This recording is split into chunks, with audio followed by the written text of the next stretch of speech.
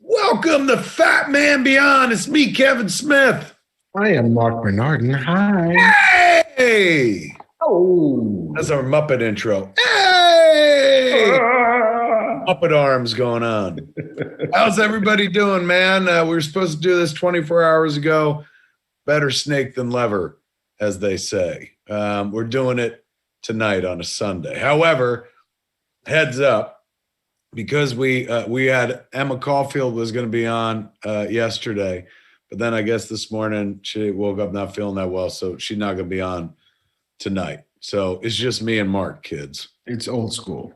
Yeah, you're going to have to settle for us. Thankfully, I'm like pretty baked, so I think we're in for a good show and a fucking love fest for episode 4 of WandaVision that I'm sure not even Mr. Marc Bernardin can find fault with. We'll see. What a tease that is. Thanks for hanging out with us. We got a sponsor tonight, ladies and gentlemen. Bear with us because we want to bear with them because they make this all possible. And speaking of bear, they're going to make your balls bare, ladies and gentlemen. That's right. We're talking about Manscaped. Valentine's Day coming, man. That means it's time to get them balls right and good. If you go to manscaped.com right now, as we're talking about this, you're going to get 20% off and free shipping with the word FATMAN20, all one word. Your balls will thank you. 20% off and free shipping. You can't fucking fight that deal, particularly with Valentine's Day coming. It's time to shave your balls. That's what she wants for Valentine's Day. She don't even want your balls, or he. Nobody wants balls. They're terrible. But at least get them all right and plumb. Get the hair off them and shit like that. How do you do that? The good folks at Manscaped. Is that correct, Marc? Absolutely. The people, they want quail's eggs. That's what they're looking for. They're not looking for fucking coconuts. They're not looking for kiwis. They're looking for smooth perfection. And how better to do that? Fucking Manscaped. You can come out of the quarantine with clean balls thanks to the Lawnmower 3.0. It's waterproof, skin-safe trimmer will reduce nicks to your two best friends. Third generation trimmer even has a light to shine a path to the promised land. Can you imagine? There's a light on this shaver. So, you know, you can't miss where you're going and stuff like that. Plus, you could just use it in the dark as well. Totally. No atheists and foxholes, no nicks and scrapes and bungholes. Let me tell you. Come out of the quarantine with clean balls, you fools. Thanks to the Lawnmower 3.0, man. The third generation trimmer, as Marc says, has a light. They got the crop preserver, which is an anti-chafing ball deodorant and moisturizer. Isn't that nuts, man? You use, roll-on or deo on your armpits. What about ball deodorant, man, for the smelliest of all the things? It's way down there right near the ass and stuff. When your neighbor is an asshole, chances are it's going to rub off on you. Don't take that as an analogy. And please don't take that as any sort of slogan that the good folks at Manscaped provided. This is all us, boys. Yeah, I'm just winging it right now, man.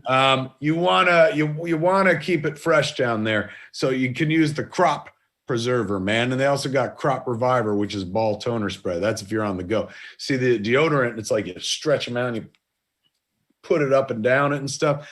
The toner, Marc, is if you're like, I ain't got time to fucking go through a ball routine, but you do have time for a little spritz, and then you just spritz that on the nuts and you're off and running. You're the champion of your world with fine smelling nuts, man. You don't want the nuts of WandaVision episode 1 and 2. You want the nuts of WandaVision episode 3 and 4. And that's what Manscaped provides. Probably not a trademarkable, copyrightable slogan. So we'll probably let that die right here, man. Yeah, I'm sure Disney and or Manscaped will be like, let's not make this partnership.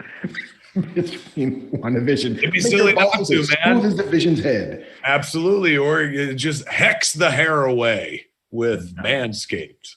The good folks at Manscaped sponsor us tonight, ladies and gentlemen.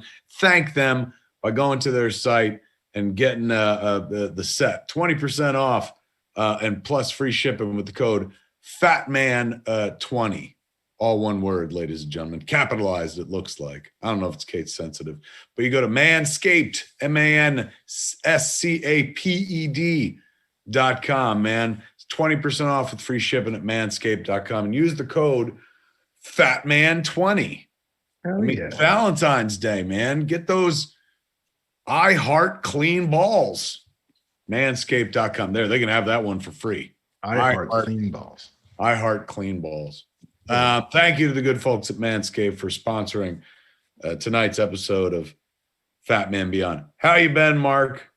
Doing all right, my friend. Doing all right. It's been a week, a good week. Yeah, it's always hard to say, like, how you doing, man? Well, all things considered, I'm doing pretty well. True. What are those things? The world.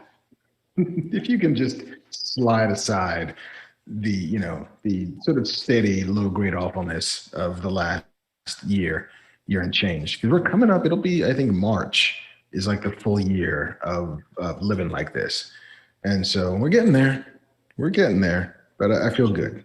Tomorrow being February 1st, right? Yeah. My God, it is almost a year of this lockdown stuff. I went out in the world to the store, and it just looks like fucking The Walking Dead out there. Not because everyone's dead, just because it's empty. It's so crazy. It's like, we live in a pretty big city, a world famous city that usually has traffic coming and going. And my God, it's just quiet out there. Quiet like perhaps Westview, New Jersey. Let's talk WandaVision before we lose everybody. Before we start talking about old men stuff again and people are like, fuck this. WandaVision episode 4 happened on Friday, ladies and gentlemen. I watched it Friday at 12:01 a.m. as soon as it dropped. And let me tell you something. That was after a whole day where my wife, for whatever reason, I thought maybe she found out that I was going to have another heart attack or something like that. But my wife, Jen, was just like, do you want to watch a Marvel movie? And I was like, what? Yeah, what? So I had to choose carefully. It had to be related to WandaVision, which she has been enjoying. Mm-hmm. So I had to go Wanda-centric movies. Okay. So at first I picked Civil War, Captain America 3 Civil War, which she hasn't seen. Mm-hmm. So, I was like, well, you got to remember, she goes, look, if you're going to keep pausing the movie to tell me shit, I was like, when you question me, I will pause it, because part of the fun of watching those movies second time is explaining it to somebody else. So, I was like, I won't say anything unless you tell me to say something.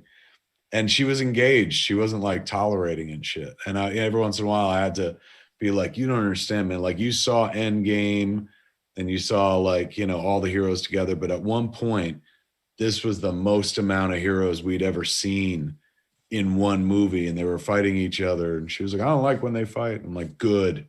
Because that's the way you're supposed to feel. So she was like, she's like, I really did enjoy that, man. She was like into it and stuff. So get some of that ball deodorant you hear so much about, rubbing in my hands. Ooh. Works as a moisturizer just as well. In any event, she was way into it. And, I was like, this is how you see, this is like kind of, where things start to fall apart a little bit for the Scarlet Witch. She's already lost her parents. She already lost her brother in Age of Ultron. So here she's, now she's going to be a bit of a pariah. She got these people killed and she's going to have to pick a side. I was like, so, you could see all this stuff building up and might make Wanda, snap, or maybe she created all this. Maybe it's not being done to her and whatnot. So she was into it, and she was like, all right, what do you want to do next? Because we still had 2 hours to kill before WandaVision was on. So I was like, well, and then I was like, I got to be real picky and careful. So I said, how about we go for Doctor Strange? She was like, I don't think I've ever seen that. I said, right on. I said, well, Doctor Strange, it's rumored, may appear in WandaVision coming up and stuff like that. So that might be a good one so you could be familiar with him and stuff. Who is this fellow? She said. So we start watching that. She gets way into it and stuff. She's a big fan of Tilda Swinton, so that captured her imagination. And she loved Sherlock, so Cumberbatch. So she got into it and stuff. And then, when it was over, we had a half an hour until WandaVision. And then WandaVision episode 4 opens. And spoilers, ladies and gentlemen, because now we're gonna talk about it. And if you haven't seen it, we're gonna go in. Right away, hands down, my favorite of the 4 episodes so far. They did not, make you work for it through the sitcom. Suddenly, and it's well designed, well crafted that way. They must have known that by episode 4, we'd be like, because they literally address it. Like Jimmy Woo's got a board up with a bunch of questions that are like the questions the audience has had. It's kind of clever, very clever like that. So this is the first episode where we open outside of the sitcom world. Sitcom doesn't really come to play until looks like about the very, very end. Mm-hmm. Instead, we find out more about Monica Rambeau, Maria Rambeau's daughter, who we first met in Captain Marvel as a little girl, and who we've seen in these episodes of WandaVision. But now they gave us her immediate backstory and placed the fucking series in a time. Mm-hmm. So essentially, we're happening after Endgame, but before or right before, I guess, Spider-Man Far From Home. Is what the timeline turns out to be, I guess, because we saw Monica come back, the blip, as they call it in the Marvel universe itself. The snap for us when, the Hulk snapped everybody back. We've previously seen reference to it in Did we lose Kev? No. That stupid famous person Wi-Fi. Well, I'll pick up the ball a little bit in that, and I will just cut to the chase because I'm 100% sure people are waiting for me to shit on this because people think that that's what I do is shit on things. But I will say this: it not only did it give me what I was looking for out of WandaVision, I didn't even need answers because this episode doesn't provide that many answers. It just provides you a different point of view. And in that different point of view, you're getting the sort of stuff that I was kind of hoping for, which was here's a character that I can get invested in. Here's a plot that I can follow, that I can track. And here are developments along that A, answer some questions, and B, completely open up brand new ones.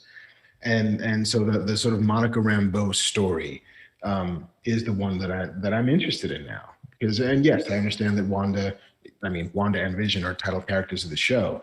But Monica Rambeau's story, we got him back. Maybe. Am I back? I think you're back.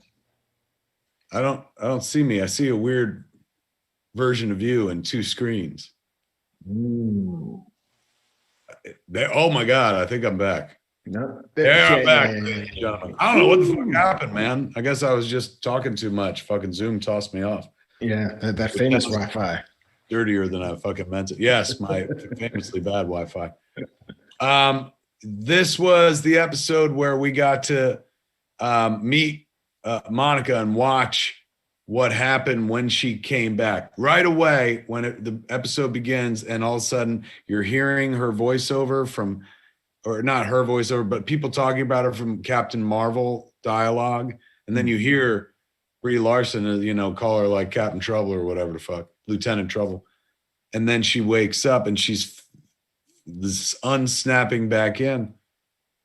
Suddenly a story's being like told just like that. And I'm leaning forward and instantly I was like, holy shit. And Jennifer's like, what? And I'm like, it's fucking there. It's the snap. It's like when Hulk brought everybody back. And you get to see the melee at the hospital. And then sadly, she had gone to sleep, she felt like, for 20 minutes while her mom was in the hospital getting treated for cancer. And she was apparently going to be cleared. But then the nurse told her, like, well, that was like 5 years ago. And she came back 3 years after you disappeared. She came back with cancer and died. So, you get this kind of bittersweet, like, oh man, like she missed her mom. You also, get her going to work and you realize that her mom, Maria Rambeau, founded Sword, just like, Peggy Carter was one of the co-founders of Shield. Looks like Maria Rambeau is one of the co-founders of Sword, which I guess has changed titles to Sentient Weapon, whereas before it was something else, right? Yeah, I think so. I think so. But now it's like Sentient Weapon Observation Response Division, I think. Mhm. But yeah, and it is kind of cool that, the ladies of this universe are the ones founding these giant sort of, pseudo governmental law enforcement agencies. That is pretty badass. And yeah, like you 100% are falling into her sort of Monica Rambeau's core problem for existence, which is her mother died. She had this job. How do you slip back into your life? How do you sort of pay homage to the woman who bore you and continue doing the work? And there was that really great scene where she's in that sort of quote unquote interview with her new boss, the acting director of Sword, who was like, yeah, no, this is just a new protocol for people who return. And she's like, oh, well, this sucks. Is it just because it's me? Is it because of me that I'm getting assigned to these bullshit, jobs? Am I grounded on Earth because I came back? And the guy's like, no, you're grounded on Earth because this was your mother's protocol. She banked on you coming back. And I was That like, was oh, he that's said. so He was like sweet. the one positive was like she knew you were coming back. She believed you were coming back. Yeah. They're telling us in the chat. Tom C says it was Sentient Worlds Observation and Response Department, at least originally in the comics. Now for the purposes of WandaVision and going forward in the Marvel Cinematic Universe, it sounds like it's Sentient Weapons. Because the guy who's, her boss, who wouldn't be her boss, but he is her boss because she blipped out, explains to her as he walks her into, the body of Sword that they have grounded all missions because she's thinking she's going to go to space, and they're like, right now everything's been grounded. 5 years ago, she was used to going to space, apparently.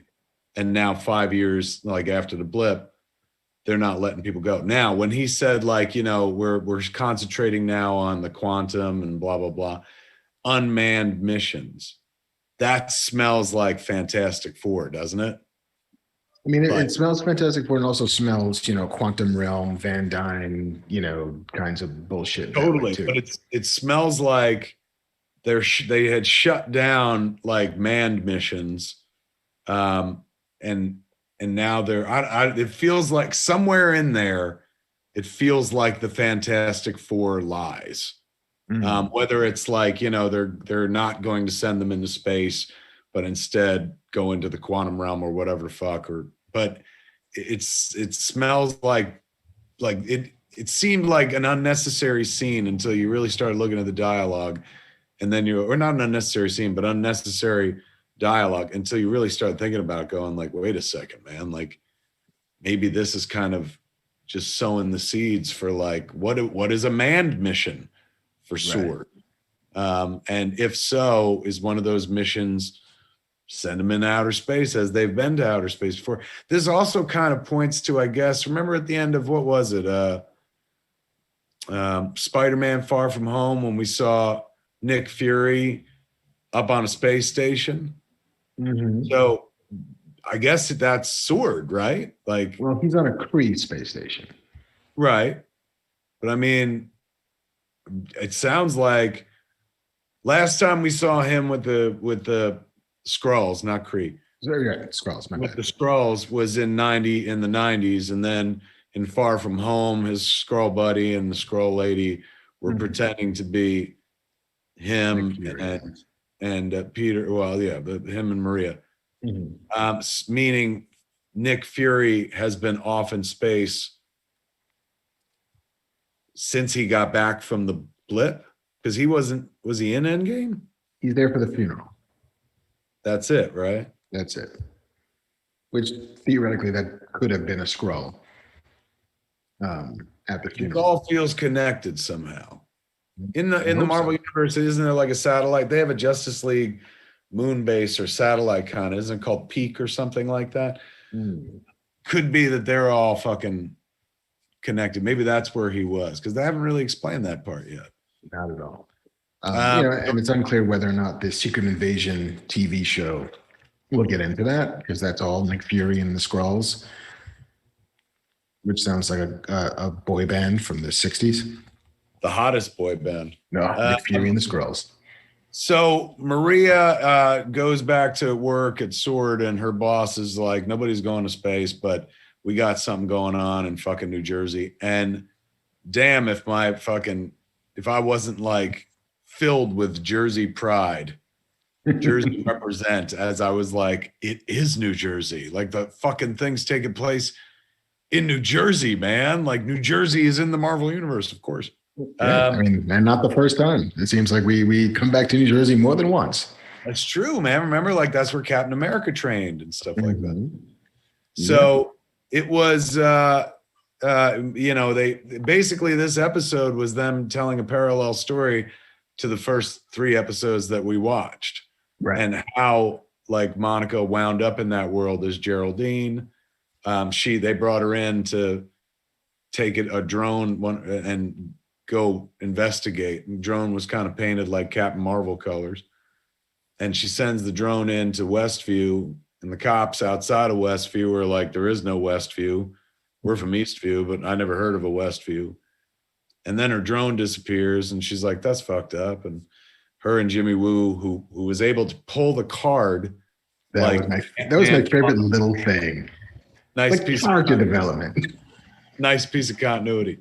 She goes to touch the anomaly wall, which is static, which what do they call it? CDMR or something like that. Yeah, or at least that's what Darcy discovers, some kind of like residual radiation from the Big Bang. Like everything vibrates with a certain amount of residue and radiation. But there's more of it happening in here than there is anyplace else. And then there's also a broadcast signal that's buried underneath that radiation, which is how she's the one who figures out, get me an old TV, nothing with a flat screen. And then Darcy's the wizard who gets us the first views inside Westview. We re-meet Darcy from the Thor movies, the first 2 Thor movies, as she's brought in with a crew of other people. One guy's an AI specialist, which you would only bring that in for what? Vision, because he's technically the AI. And a couple other specialists and whatnot. And she figures out like, wait, this CDMR, whatever it is, that's the same kind of static that TV throws off back in the day as well. So she pulls up an old oscilloscope or something like that, which just happens to be under the desk in this age of high tech in a makeshift fucking like command center that they built fairly recently, but whatever, I'll let it go. We always carry like 1952 RCA TV set. Just it's so funny, like it's so funny how far like I'll like, of course fucking this is all happening, and of course she can do these things with her powers, and of course fucking Dead Vision shows up, but it's so weird the hills that I'm like, where would she get that? Why would that old TV screen be under that desk? That makes no sense whatsoever, Marc. Right. It's like, okay, I get if this is at like 30 Rock, and it's like, I don't know. We had this thing lying around from when fucking Johnny Carson was broadcasting out of this room. But you built this entire mobile command center. And so this was on the truck. Do you think in the writer's room they were like, just who cares? Nobody's going to bump into that. If they do, they get a no prize bonus for them.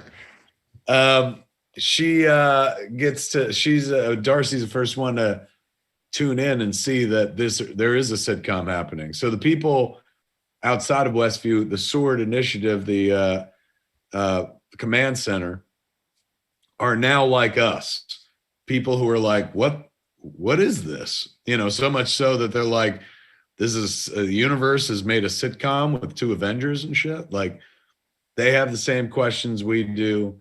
They have figured out as much as we figured out. Like, all right, there are people who live in this town and they've become characters in this weird show. If you look at the board, of course, internet was alive with, hey man, everyone's got a driver's license except for for Agnes, who is played by Catherine Hahn, right? So naturally, you know, we've all felt she's playing a larger role. The internet seems to think she's Agatha Harkness, shortened to Agnes. Who knows who she's playing, but she may be up to no good and she ain't on the fucking board. We find out that Monica has been viewed in an episode that we didn't see. Right. So it communicates there are more episodes of the show, perhaps. Yeah, or at the very least, this show is ongoing. Like, yeah, it's round the clock. It's like fucking CNN of just what's happening inside Westview, all presented as if it's a sitcom of a certain era. And Darcy's like, how do they decide when to move from the 50s to the 60s or the 60s to the 70s? Like, does that put some kind of time frame on it? Like, how quickly are we progressing? And then can you extrapolate from that? Once you catch up to present day, that'll be Thursday, you know, like, but meanwhile, you could just turn on the TV at any moment and be watching a version of this show. The inside, they send another agent inside the anomaly through the sewers in a hazmat suit. But when he gets about halfway through, once he passes through a wave of the anomaly and his hazmat suit becomes the suit of a beekeeper, the cable that he was on becomes a fucking multicolored 70s kids jump rope. And that's what I got out of that. And then when he climbs up, we saw his perspective of that moment from episode, was it 1 or 2, when Wanda was like, no, and then it just went backward. You know, so they're told this wonderful parallel story to everything we've seen so far, which was fun as fuck. Like, never mind enlightening, or at least it was nice to know that everyone else is as lost as we are, but just clever as well. Like, you know, oddly functioned like a recap ep, but like from the other perspective, very Rosencrantz and Guildenstern, if you will. So they eventually get to how did they get to the, like, where they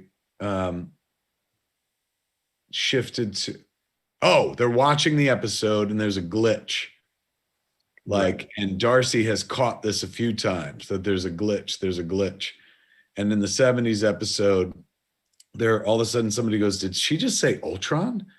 And they start watching the show and you see what we saw in episode 3 with Wanda getting heated and stuff. Right. And then they're very excited because Geraldine is like, why is she? Oh shit, Monica's there. Why is she there?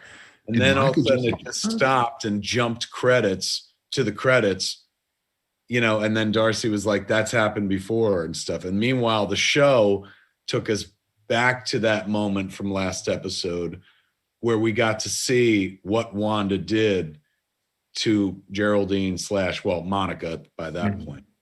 It got even scarier. The Scarlet Witch got witchier. She fucking used her chaos magic and fucking shot Monica Rambeau through like 1, 2, 3 walls, and then the 4th wall back into Westview, or outside of Westview, into the real world, which was very cute, very clever. So that's how it ended last week, with her on her back and stuff. They came to her this week and, you know, she was saying, it's all Wanda. It's all Wanda. And then we went back inside and things got even fucking creepier when we saw the tail end of the last episode with Wanda and the kids, and Vision comes running in to talk to her. And he's like, what happened to Geraldine? She's like, oh, she had to leave, honey. And she turns to speak to Vision, and it's fucking dead Vision from Infinity War, man. The one that Thanos had pulled the fucking stone out of his head and he went to gray. Terrifying fucking dead body Vision. And they did a horror movie beat, man, where you see like somebody fucking not there, and then and she does the look away, and then she looks back and he's totally fine. And then he says, like, you know, we can go anywhere, you know, we can leave, we can go anywhere. And very sadly, she says, no, we can't. Which I don't know if that means she feels like no matter where we go, there's fucking tragedy, or we are trapped here. I'm starting. the former rather than the latter. Or it's the, this is the only place, this is the only place that we can be together. Like you're That's alive. what I'm reading it. I don't read it as like I'm fucking trapped here. It's more like we leave here, this all falls apart. I'm beginning to think, and I hope I'm fucking right, she is her own big bad. She's creating this. Yeah, because it does seem very much that like Jimmy Woo and Sword encounter this already happening. Like it's not as if somebody has put her in this thing. It's that this anomaly had already existed and they're just catching up to it. And yeah, just that idea that she knows if we leave here, in this little bubble, in this little pocket universe that I built for us, then you're dead and I don't have babies and I have to then deal with this. So fuck it. Let's just stay. And Vision looked scared. Like as, he's talking to her, and she's like, don't worry, I've got everything under control, dear. And she's got that voice. Yes, dear. Like very, very placid. And we just saw what she's capable of in getting rid of Monica. Very Stepford Wivesy. Very Stepford Wivesy. And then they sit down on the couch for the end of the episode, each holding the kid.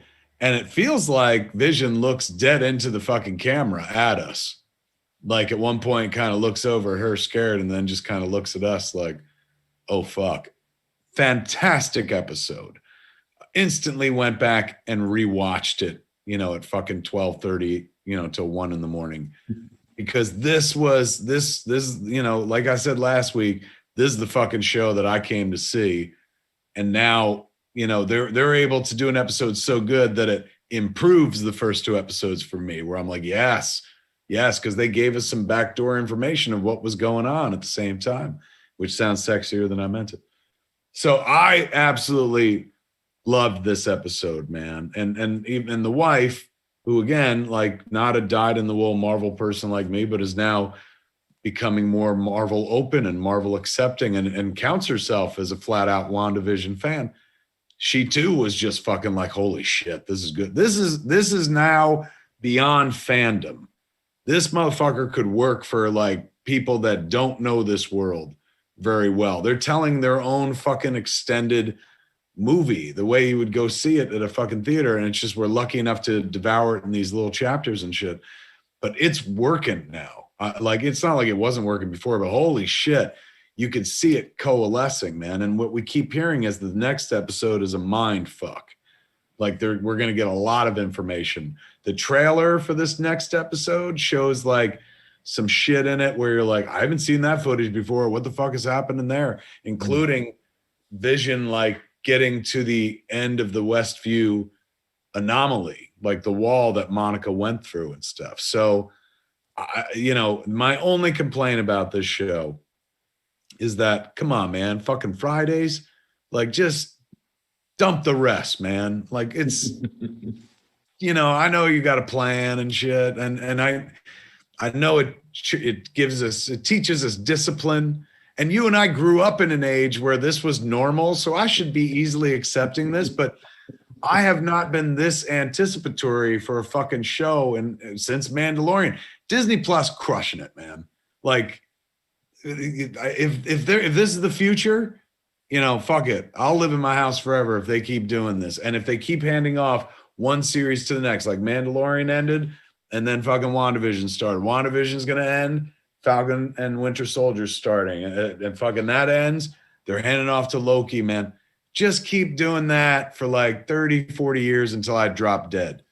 That's all I'm asking. Like, I love what they're doing right now. It's so fucking good. And in a world where we can't go enjoy a Marvel movie at the theaters and stuff like that and have that collective experience where everybody's going fucking ape shit. Remember the moment when fucking Cat picked up the hammer and shit and everyone was like, wow. Like, of course, in the age of COVID, we would be super spreading at that moment because we'd all be like, wow. So one day we'll get back to that. But until then, this shit is fucking fantastic. Fantastic. You? Yeah. No, I mean, I agree with almost everything. No, fuck it. I agree with everything you said. Like, I really, really dug this episode.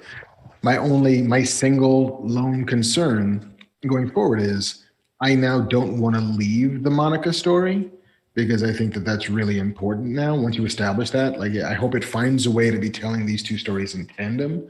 The attempts on Sword's perspective to get in and figure out what's going on, and Wanda's attempts from within to keep them out and to keep her little pocket universe together.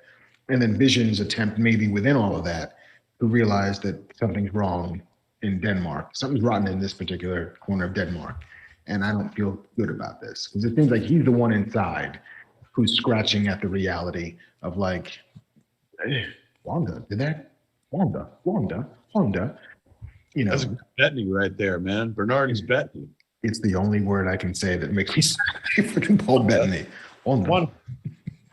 Nobody dislikes Wanda. It is like I feel you exactly what you said.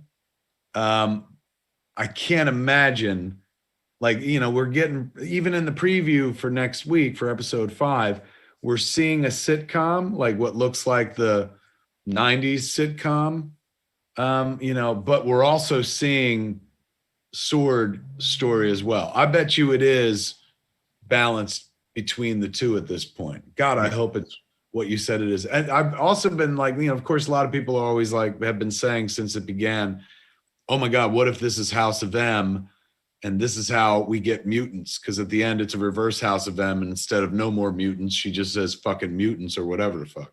But Kevin Feige, in a few interviews recently, has pointed to not as direct source material inspiration, but some form of inspiration tonally for WandaVision from that 2015 or 17 series called The Vision that Tom King did, where Vision created his own family like in the suburbs, and then something happens and he tries to kind of keep a lid on it, and how far will he go for this family and stuff.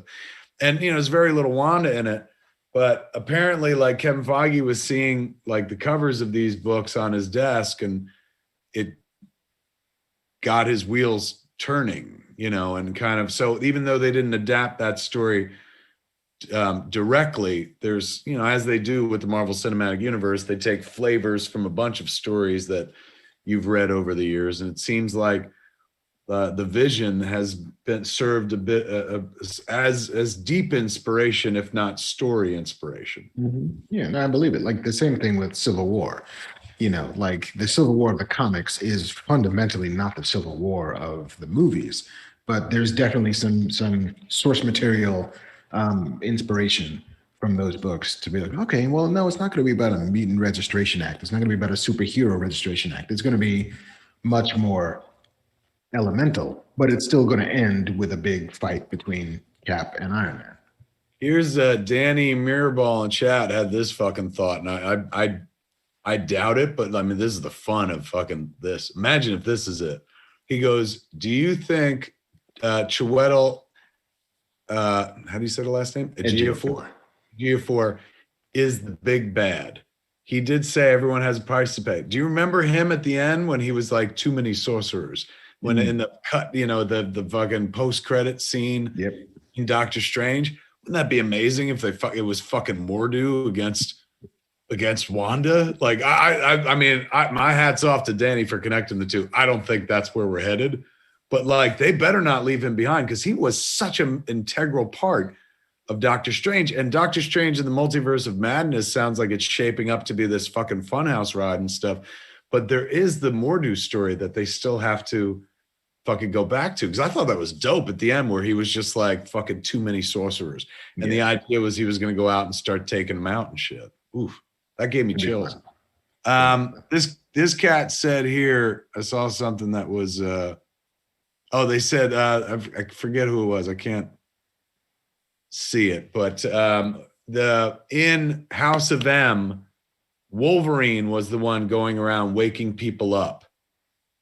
And they're saying Vision is kind of playing that role, it looks like, in this one going forward. I'm also curious to know if at some point Jimmy Woo now gets to be the next person to go inside the sitcom, because Monica can't go back. She's been expelled, and Wanda would absolutely know that she's here. But to have you know, Sweet Randall Park swanning in there for the 80s, which is probably at the time where you have the like Asian American neighbor to the white family who lives next door on a sitcom.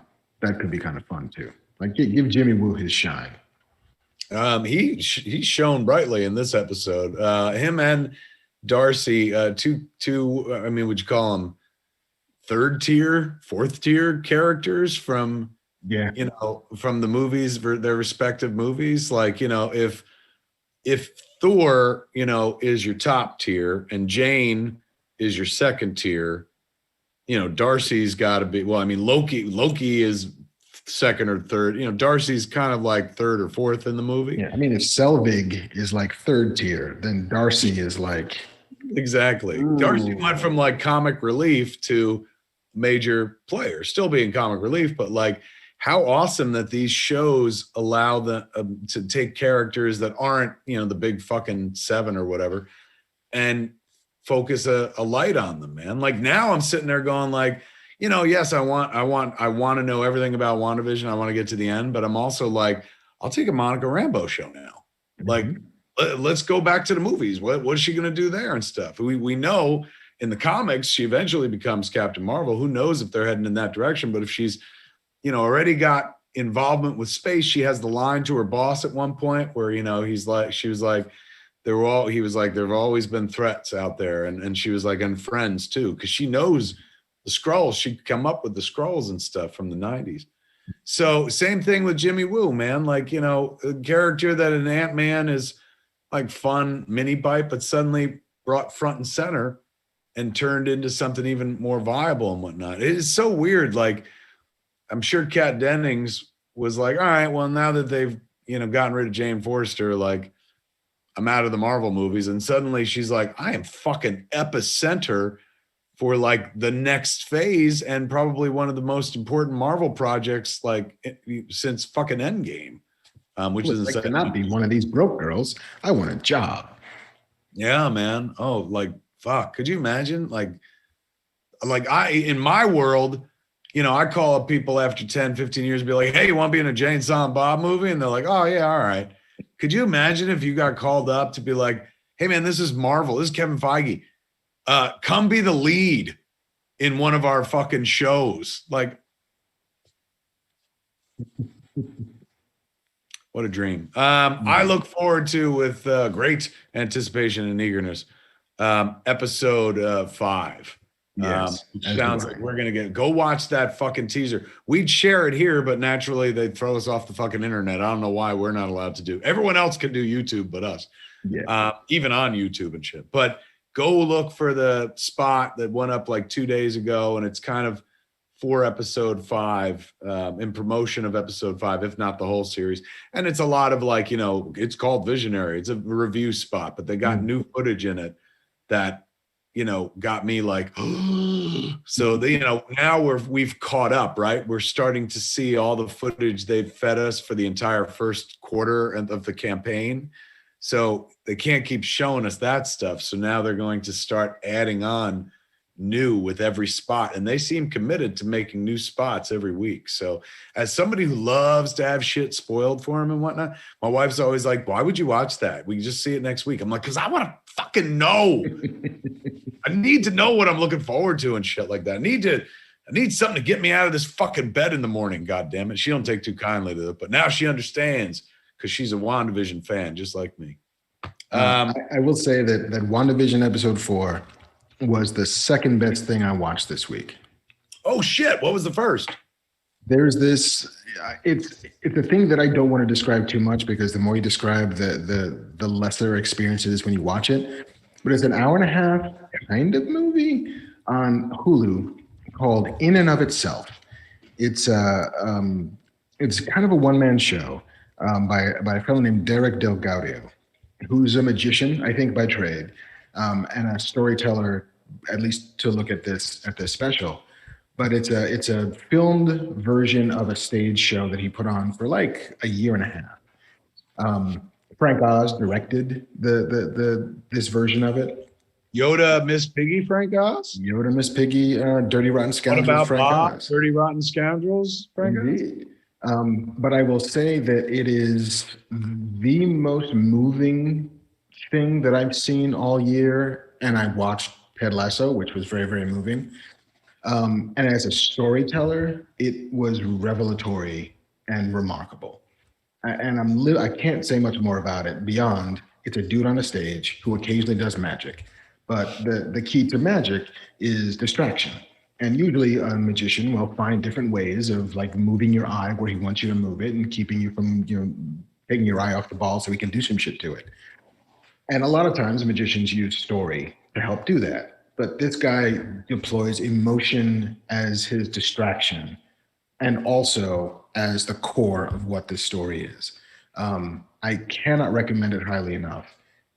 It's an hour and a half out of your life, and you will be A, amazed by fucking good magic, and B, the stories he tells and the structure he uses to tell it and the way he uses magic to amplify those stories is beyond belief. So yes, Derek Delgadio's in and of itself on Hulu now. It's an hour and a half out of your life, and it's phenomenal. I can't say more because to say more would ruin it. And the less you know going in, the better experience you're going to have. You're getting a lot of agreement in the talk back in the comments. A lot of love. I saw one person being like, it was pretentious, but everyone else is like, you're so right, man. You got to watch this thing. Yeah. And sure, it's a little pretentious because it's a one-man show, which is by nature a little pretentious, but still, it's profoundly moving and really entertaining. And, I would be lying if I said that I didn't cry twice, if not more. Really? Yeah. Yeah. There's a couple of moments that are just shattering. Well, now you have my attention, my friend. I love to cry. No, I'm an emotional whore. I'm a junkie for fucking like. I love to cry. Give me a good cry. I watched One Night in Miami, which I thought was wonderful. Mm-hmm. What a great director she is, man. That's not the first thing she ever directed. I think it's the first feature. Yeah, she's done TV. She's got a great eye. What a great cast. And that's my kind of thing, man. Like, it's fucking all dialogue. Mm-hmm. Like 4 people in 2 rooms. Like, oh my God. Like, yeah. Dream project. So that was incredibly well done. What else did I watch?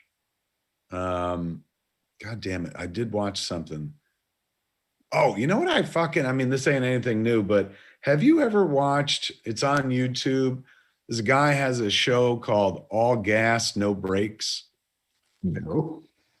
I felt, I don't know. I came across him via Vice. Vice had done like a piece on him. And I don't watch Vice very often, but it showed up in like my YouTube feed. And, I was just stoned enough and like, all right, what the fuck? And it was a fascinating little piece about this guy who's got his own YouTube show and has had for a few years. And it's just kind of, the piece on Vice was about his ethos, how he puts it together. And he's got him and a couple buddies have like a little camper, a little mini RV or whatever the fuck. And they just drive around and his whole thing is like, I just wanted to like talk to like real people and do stories. And so he got like a cheap fucking suit from a Walmart, like a beige suit. And he's got a microphone and he goes out and interviews cats. And, he's done places like a furry convention, adult video news awards and stuff like that. But he's also gone to like Portland during the riots and stuff. So, you can tell when he's having fun, he's just wearing the beige suit. And when he's gone, like, to actually do some real journalism, he wears like this black hoodie and stuff like that. But fascinating deep dive. Most of them are very fun to watch, but it's what's been, his style is impeccable. He doesn't he literally just puts a microphone in front of people and maybe says one thing. And these people are so fucking happy to like have a microphone or a camera on them. They start just giving content.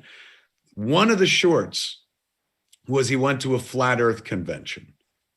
And I thought this was like fascinating. In all of the shorts, sooner or later, somebody raps. There's always and it's generally, Mark, I'll be honest with you, 99.9% of the time, it is a white person like desperate to drop some fucking bars. So it's crazy. Every one of the shorts, like somebody like jumps in and starts rapping, and you're like, wow, who knew? Very, very confident generation, Marc, of would-be young rappers who see a camera and a microphone, go right to it. So in any event, he's talking to, like, he'll sit there and just, you know, like somebody will come in and say something suggestive. Like, you know, hey man, fucking, but you know, this will blow your mind, but it won't get you blown, you know? And then he'll go like, his name's Andrew, I think. He goes, no, I don't know. And so he plays it innocent. So rather than being like, oh, I know, he's just like, what do you mean? And he stays in newsman mode. It's so fucking entertaining, man. Each one's like maybe 10 minutes max. So anyway, this flat earth one was all of the content, all of the people he talks to. I ain't judging anybody here, but I very rarely see that version of America. Like, he goes to a fucking beach where, you know, in the middle of the pandemic, and he's wearing his mask, where everybody's just partying. And they're all like, White Claw, like just screaming it and shit. So no judgment. If that's your thing, that's your thing. But for me, it's like, oh my God, like, is that what it's like out there? Are these real people? So he talks to these flat earthers, and, you know, not for nothing, I don't never want to shit on anybody's dream, but I'm 99.9% sure that we live on a fucking globe. I've seen pictures. You know, the 0.1% that I leave off, that's for in case this is all a simulation. But fair. One thing I'm damn skippy sure of is the earth is not flat. The rationale these people give, they're like, or the fucking design, they sell like maps that show a flat earth with an ice wall surrounding the planet. That's what keeps the oceans level. Crazy. So he's talking to these people, dude, and, you know, puts a mic in their face, and they're more than happy to espouse their flat earth beliefs. You know, it ain't harming anybody, whatever the fuck. You know, if you want to deny science, I guess that's harmful, but somebody going like, I think the earth is flat, has never really challenged me in any way, shape, or form. They seemed harmless. Every one of these, you've got to watch the short. It is mind-bending. They start talking about flat earth, and invariably, almost everyone he interviews in this flat earth short invariably slides into this bizarre anti-Semitism where they blame, like, the Jews for keeping this hidden, flat earth hidden from the world. It fucking blew my mind, because I was enjoying the short, you know, like, oh, these people are kind of kooky. And they go from fucking kooky to like scary and fucking unnerving just like that. So comfortable. And he don't push him. I know these things are edited, but he does not. He literally is just holding a mic on them. He doesn't even prod, go, what do you mean by them, or something like that. Left to their own devices, they just slide in that direction. It is fascinating to watch. So flat earth is the gateway idiocy, is what you're saying? Like, you begin there and it seems harmless. It's like, oh no, just dude, fucking have this little bit of weed. And then suddenly it's, oh, we're on like, hey, what did I hear about weed in regards to flat earth? Those two things are not, leave my people alone. You end up, you know, just meth head. Clearly, that's what I was taught in the 80s. Yes. Yeah, that part's wrong. Nothing wrong with weed. That part's wrong. Don't lump me in with these people, for heaven's sakes. It is fascinating. All gas, no brakes is what it's called. I've been watching that all week long. And then I turned my wife on to, I've been a real YouTube guy the last week. Have you ever watched Daily Dose of Internet? I have not, no. They're adorable. This guy, he's been doing it for years, and he's got this like very monotone kind of voice where he's like, hello, this is your daily dose of internet. And it's a collection of things that, like, here's a video of people on a fucking cliff way high up. Here's some drone footage of beautiful setting. Here's an animal doing something fucking funny. It's just the best of the internet. And it's usually about 4 minutes fucking long and shit. But he's been doing it for so long that there are fucking hundreds of them. And they've also got compilations where it's like 2 hours of daily dose of internet. So, as we looked for something to watch and didn't find anything worth watching, I was like, I got something worth watching. And we went over to YouTube and started watching Daily Dose of Internet. And my fucking wife went nuts, dude. I think I got laid off of this shit. She was so happy from it. She's like, why have you been keeping this a secret? And I was like, I don't keep it secret. You don't generally watch YouTube with me or something like that. You always want to watch like true crime programs. She's like, this is so life affirming. I was like, it is. It's fun. It's digestible. It's quick. It can go as long or short as you want, man. It's like fucking, better than sex, right? And so we've been watching that and pigging the fuck out, man. A lot of eating this week as we watched Daily Dose of Internet and fucking all gas, no breaks and shit. But those are the things that I remember watching. But now I want to watch, what is it called? In and of Itself. In of Itself. And it's on Hulu. Yeah. The Flat Earth stuff reminds me of a story. I don't even know why, but I remember hearing a while back somebody going out to lunch or something, some like fancy Hollywood lunch with 50 Cent. And so 50 Cent's like, yeah, let me get a grapefruit juice. And so and they just keep talking. The waiter comes over, brings him a grapefruit juice, and 50's like, nah, man, just fucking pull one over on me. I want a grapefruit juice. And the guy's like, well, sir, this is grapefruit juice. It's like, nah, fuck you, man. Grapefruit juice is purple. It's like, grapes is purple, the juice is purple. What is this shit? Go give me some grapefruit juice. It's like, oh, 50. I get it. I did watch something. Did you watch the Denzel movie on HBO Max? I haven't yet. No, it's on the list. What's it called? Little Things? The Little Things. The Little Things. It's relevant to our conversation in as much as HBO Max is putting up fresh new content. This was going to be a theatrical film. This is one of the movies HBO Max is like, you know what? Fuck it. This year, everything that was going to come out in theaters, we're putting right on HBO Max. Or I imagine it's also playing in theaters simultaneously. Right. I watched it on HBO Max. Denzel Washington is fantastic. I will watch him do anything. But it's him. Who's the kid from Rami Malek? Yeah, Rami Malek from I was going to say Mr. Robot, and Jared Leto. Yes. Here's why it's relevant to our conversation. It's totally fine. The movie's fun to watch through most of it. The ending left me kind of like, huh? But not bad, where I'm like, what a waste of time. It was just not what I would have done at the end and not what I saw coming. But I enjoyed the ride, wonderful performances, watching three people who are good at what they do their thing. This is not to slam Jared Leto. This is a compliment to Jared Leto. If he had played the Joker the way he played the character that he played in The Little Things, it would have been groundbreaking. He played a very unsettling, realistic character who may or may not have been like psychotic or sociopathic or psychopathic.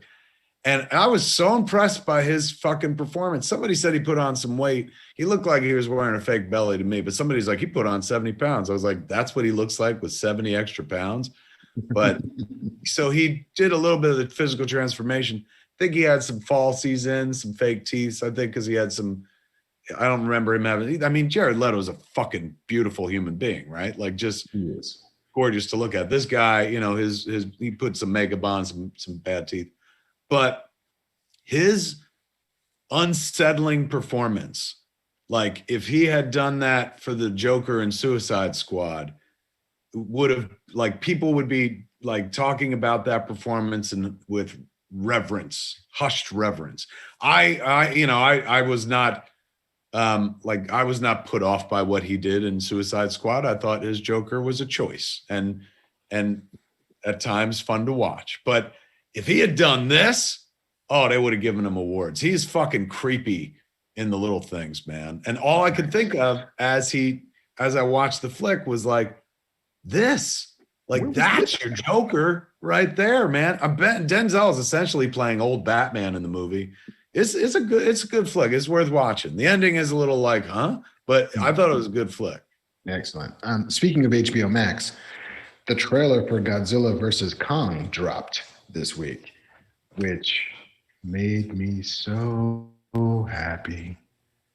So happy. Oh, did we lose Kev again? This is what happened. Kev was reaching to tell me about something that happened in the chat, and that cut him off. Stop looking at the chat, Kev. You can keep your Wi-Fi. He's back. I'm back. It was so funny because the last thing I heard was you were like, speaking of HBO Max, and then you froze, and I'm like, no! I said, what HBO Max? The Godzilla versus Kong trailer dropped this week, which is, coming soon to the HBO Max. And I am all about that trailer. I'm all about that movie. As I stated on the internet, I could also be totally happy with a 20-minute version of that is just monkey versus lizard.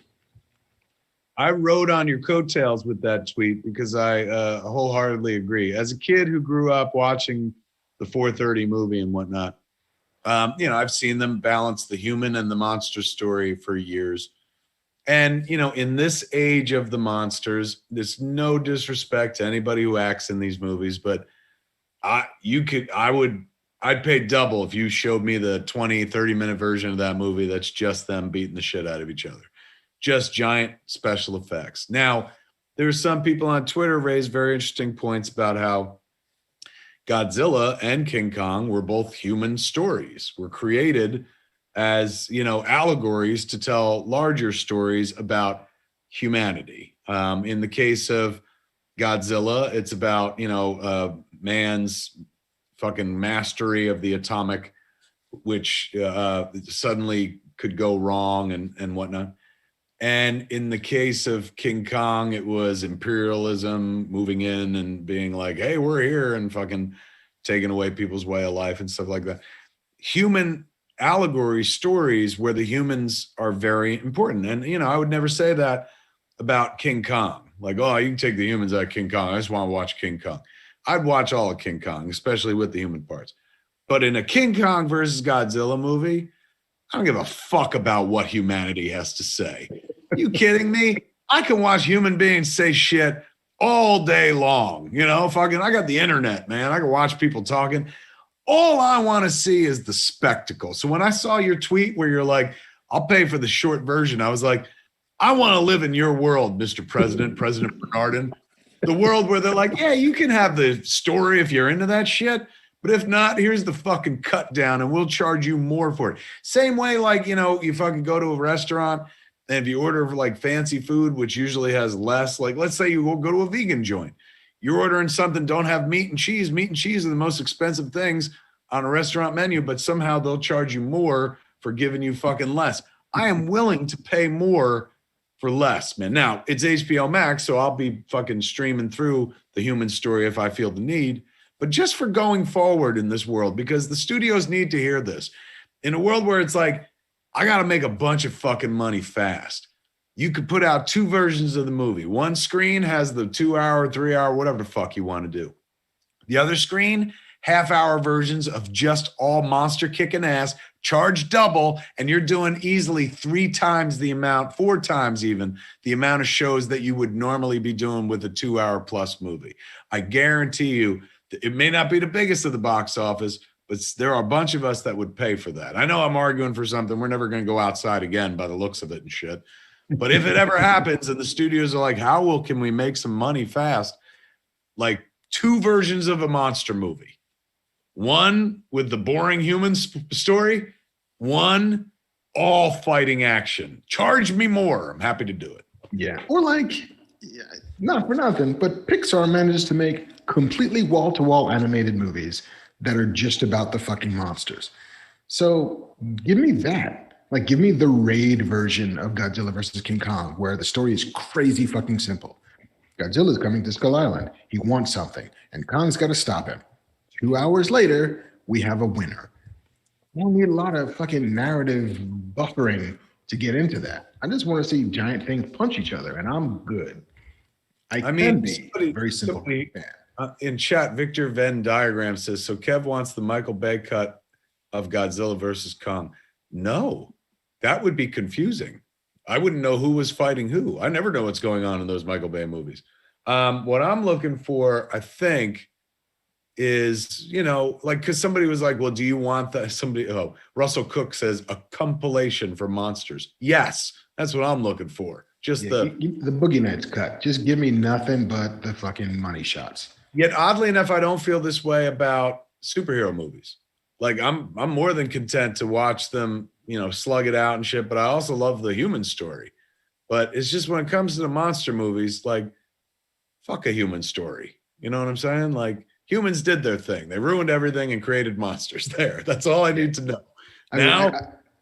I will say that they're like the last Godzilla movie that I saw on a plane, this is how long ago it was, called Shin Godzilla. And it was this really interesting version of Godzilla. It's Japanese, movie. But it's all about the bureaucracy that creates the lack of response to a thing like Godzilla. So it's both about, there's a fucking Godzilla monster that's about to crush Japan, but also we could have fixed this if only we did the things that, like, this one sad functionary who's like 19 levels below the fucking president of Japan or whatever. It's so fucking timely, that idea that, like, one guy knows exactly what to do. And if only we listened to him, we would be out of this problem way easier with way less collateral damage. But nobody listens to him because this is the way government is set up. And it's like, oh, damn, I get it now. This virus is Godzilla. Oh shit. So yes, there's a way to make a human story interesting. It does not feel like this is that way in Godzilla versus Kong, because every line of dialogue is like the dumbest line of dialogue.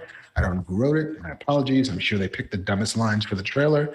I don't shit anybody's work, but there's lines like, I don't know why they're fighting, but I hope there's a winner soon. Like, come on, guys. Like, I get it. I heard there was one line where he was like, Godzilla's mad. Why is Godzilla mad at people? Yeah. Godzilla's hurting people and we don't know why. I'm like, yeah, that's the line. It's like, sure. All right, man. That is, but I'm ready for it. I mean, fucking the trailer looks fucking great as long as you look past all the humans. Like, fucking duck, kid. I can't see the giant fucking Titans fight. We got news? We got some news, my friend. Let's dive in. Let's see some news. Sweet. The news, at least for the week for me, was Netflix has announced the first wave of the cast of the Sandman.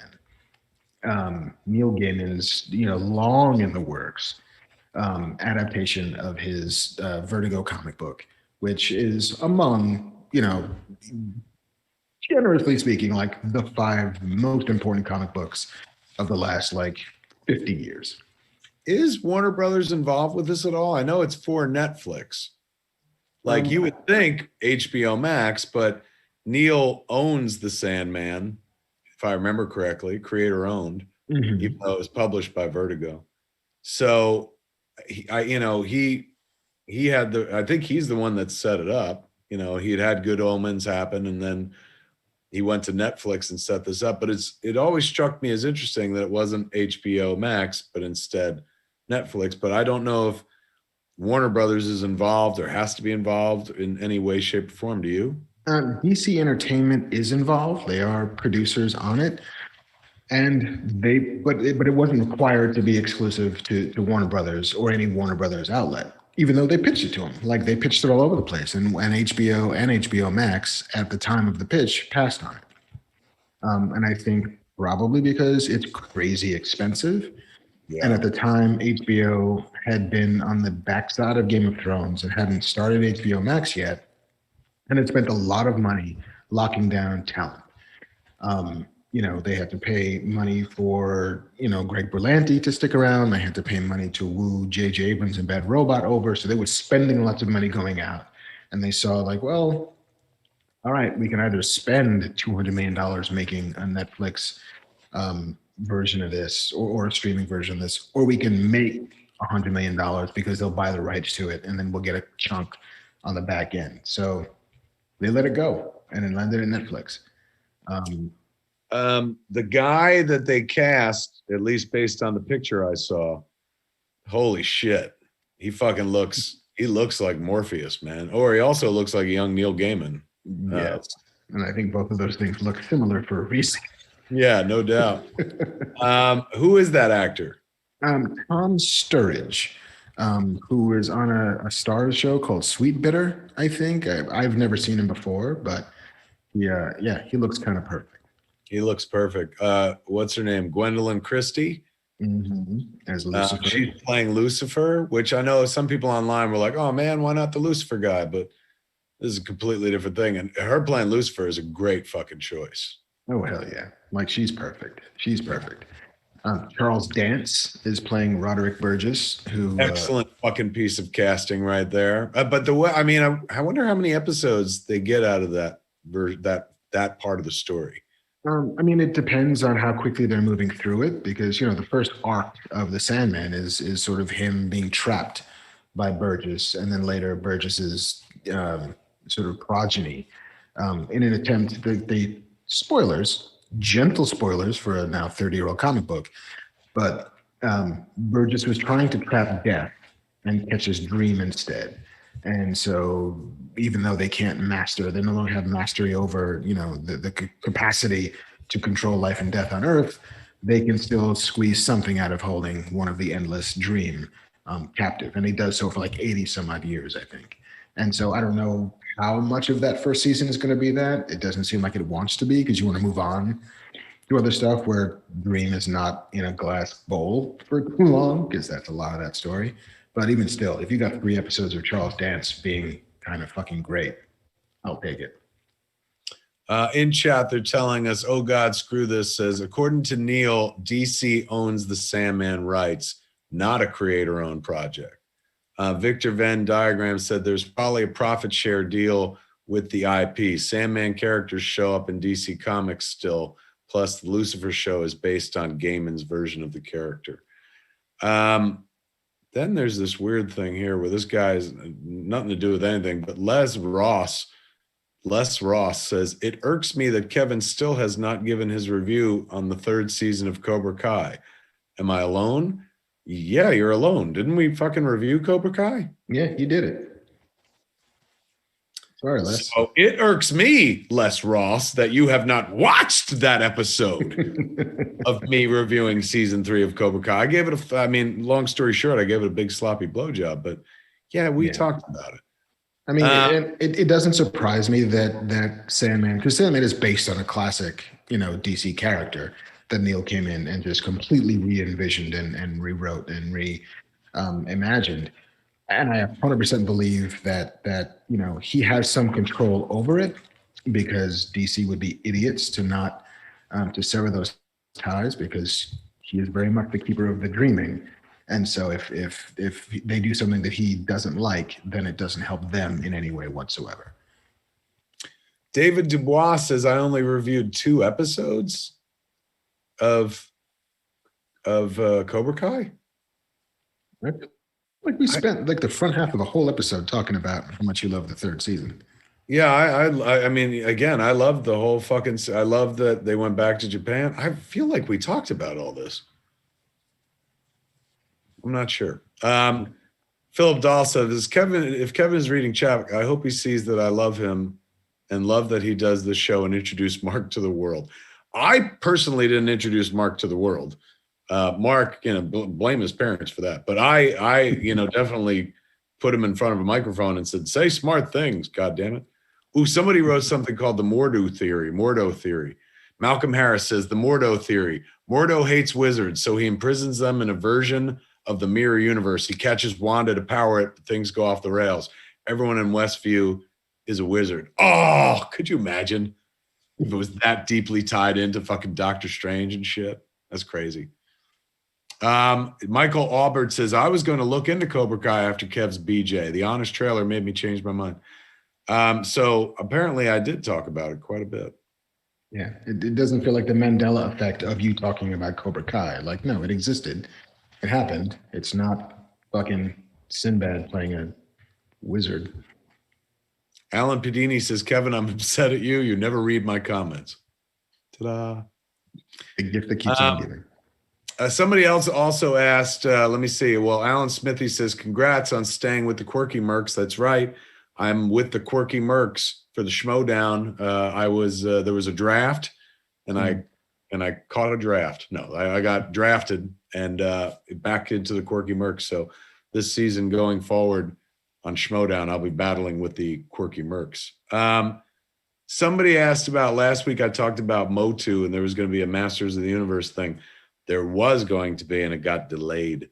So hoping that it's now this week instead. Again, not a trailer, not footage.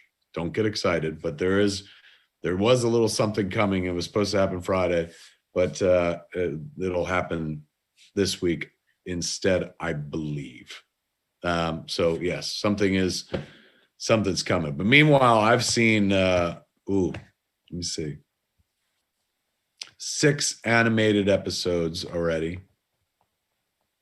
We mixed episode 1 and we mixed 2 and 3 next week. Are you doing that virtually? What is a virtual mix like?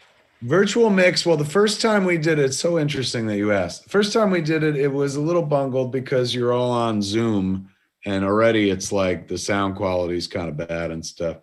So I was like, look, do me a favor, just send me a QuickTime and I'll jot down any notes. So I got the QuickTime, downloaded it. They're huge. They're like fucking 3 gigs and was able to watch it. And then I had very few notes and stuff. The mix was great.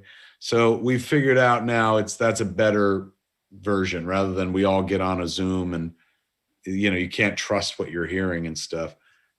We all get a QuickTime and we could all, me and the directors and Mattel, the producers like Rob. And so we can all watch it and take notes accordingly and then just send notes to our mixer and then he adjusts.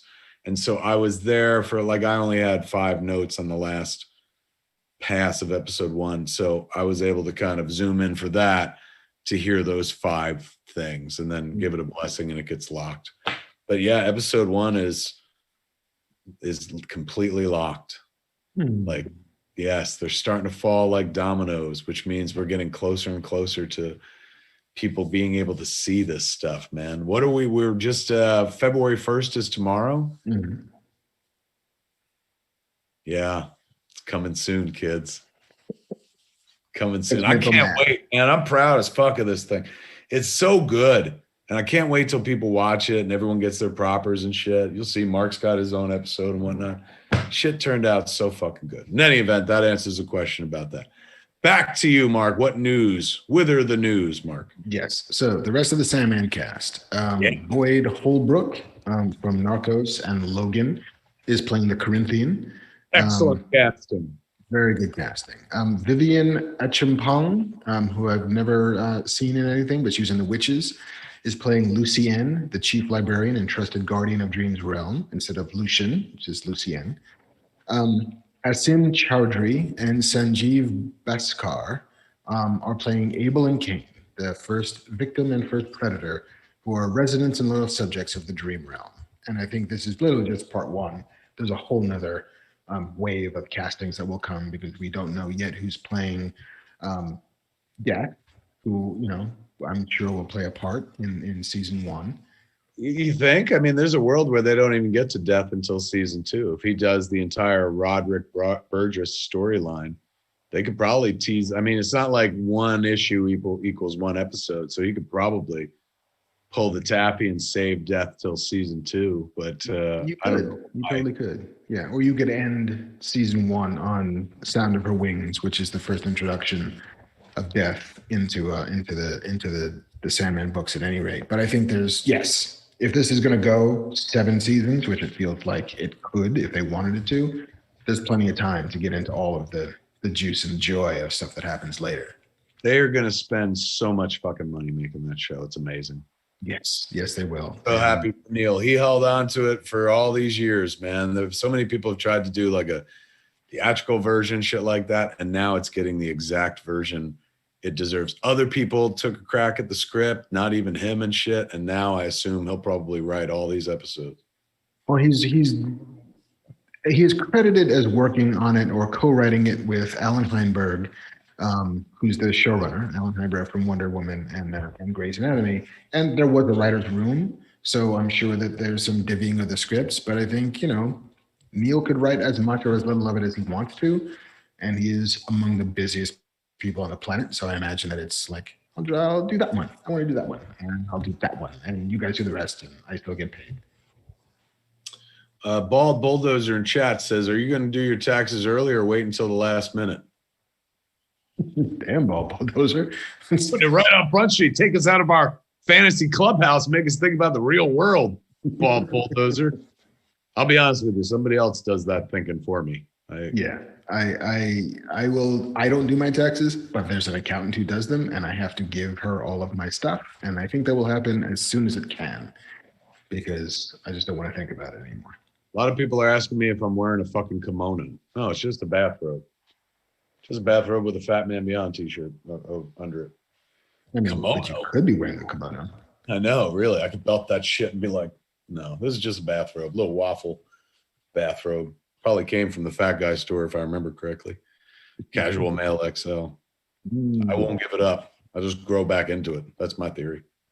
Okay, what else we got going on? There was an official announcement of the release date of the Snyder Cut, which we had always sort of surmised it was going to be March, potentially early March. Now the real is March 18th is when we get to see this. That's when it happens, March 18th. One gigantic fucking 4-hour movie. None of this mini episode nonsense. One big, meaty, all uncut cock 4-hour fucking movie. Get your mouth and mind around that, ladies and gentlemen. They released some new posters. They just he released an image today of what looked like Cyborg taking off, but it has a Martian Manhunter quote on it and stuff. Everyone getting way excited, man. We're now a month and change away from the Snyder Cut. Indeed. Nothing will be the same. No way. That will begin all the Snyder Cuts. It'll open the floodgates of every Snyder Cut. The fucking Suicide Squad Snyder Cut, Jersey Girl the Snyder Cut, fucking Yoga Hosers the Snyder Cut. Everybody's the Snyder Cut, man. You got something long. I want to go back and find the prepuce that they cut off of me at circumcision so I can have Kevin Smith the Snyder Cut down below. It's a stretch. Yeah, a little bit. Well, it won't. It's all dry and nasty now. That won't stretch at all. No, it'll roll back. All right, what else we got? George Clooney, fresh off the Midnight Sky, has signed on to produce and potentially star in the TV version of Buck Rogers. This is good fucking news. He would be an excellent Buck fucking Rogers, man. This is a great franchise for this guy to have.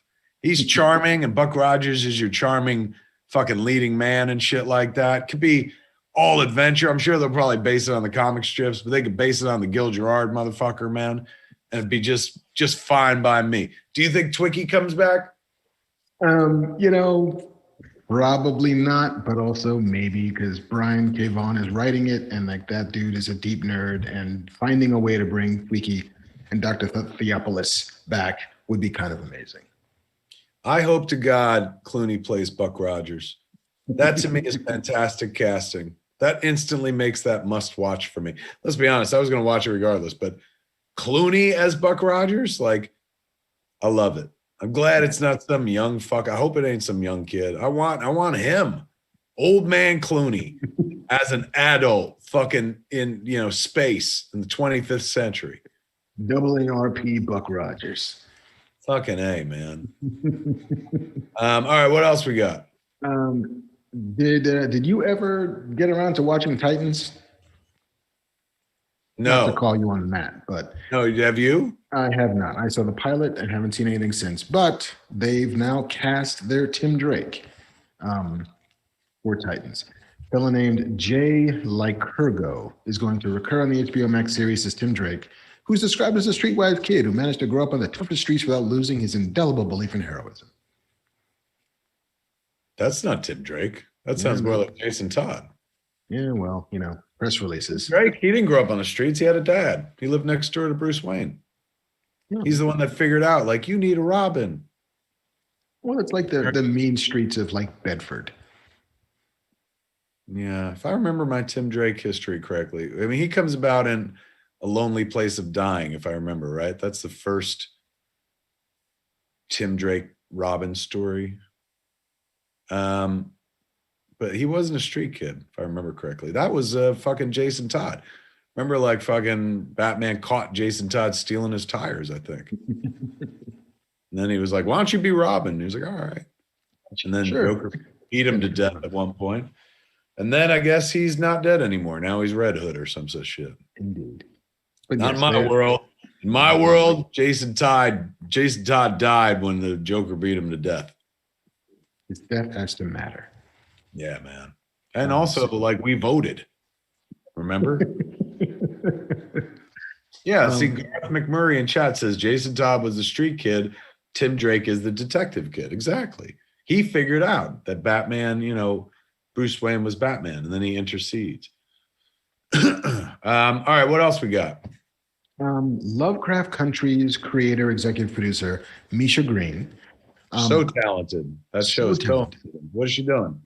She was writing and directing the next Tomb Raider movie, which now has me interested in seeing the next Tomb Raider movie. I was going to say, yeah, I previously that's not my scene. It will be the lady who was in the last one, Alicia Vikander or whatever. Vikander, yeah. I mean, so far she's set to reprise the role, and it wouldn't surprise me at all if she had a little something to do with Misha Green's involvement. But fuck it, yeah. Like, suddenly you've made it. In some of the episodes of Lovecraft Country, when they go on the Indiana Jones-ish adventure part, it's like totally cut out for that. Oh, for sure. And so, like, yeah, it happens very often these days. Like, same thing with Buck Rogers when we first talked about it. We were like, Buck Rogers reboot? I don't know. Brian K. Vaughan's writing it. Ooh, way more interested. Ooh, George Clooney's going to star. 100% more interested. Like, these days, all of this is like just reheating old IP anyway. And so the way you make a person excited, if that person is me, is put somebody really interesting in the driver's seat. And so for Misha Green to be doing Tomb Raider, fuck it. Yeah, now I'll pay for that. I'm in. I want to watch it. What else we got? A thing that I think fans have been wondering why it hasn't happened before seems like it's finally going to happen, in that Harry Potter will be coming to television. And not just the movies, which you could have seen on the TVs, but the Harry Potter universe, a live-action TV series, is in the works and could come to HBO Max. Yes or no? I heard that this was somebody said it, and then HBO Max was like, put the kibosh on it, going, that ain't true, or something like that. Has this been verified? Well, this is according to Deadline, that discussions are taking place. HBO Max and Warner Brothers have come out and said there are no Harry Potter series in development at the studio or on the streaming platform, but that also smacks a little bit of, we are not ready to be revealing that this is happening. Somebody spoke who shouldn't have spoken and told a reporter a thing.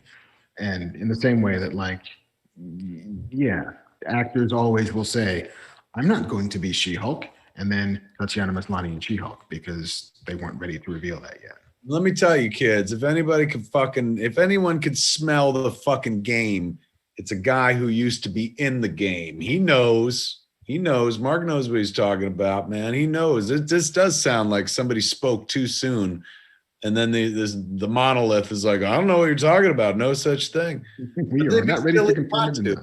They'd be silly not to do some version of it. Do you think it's a reboot, or like, hey, let's, or is it just we're going forward? Are they allowed to go forward and tell stories without J.K. Rowling?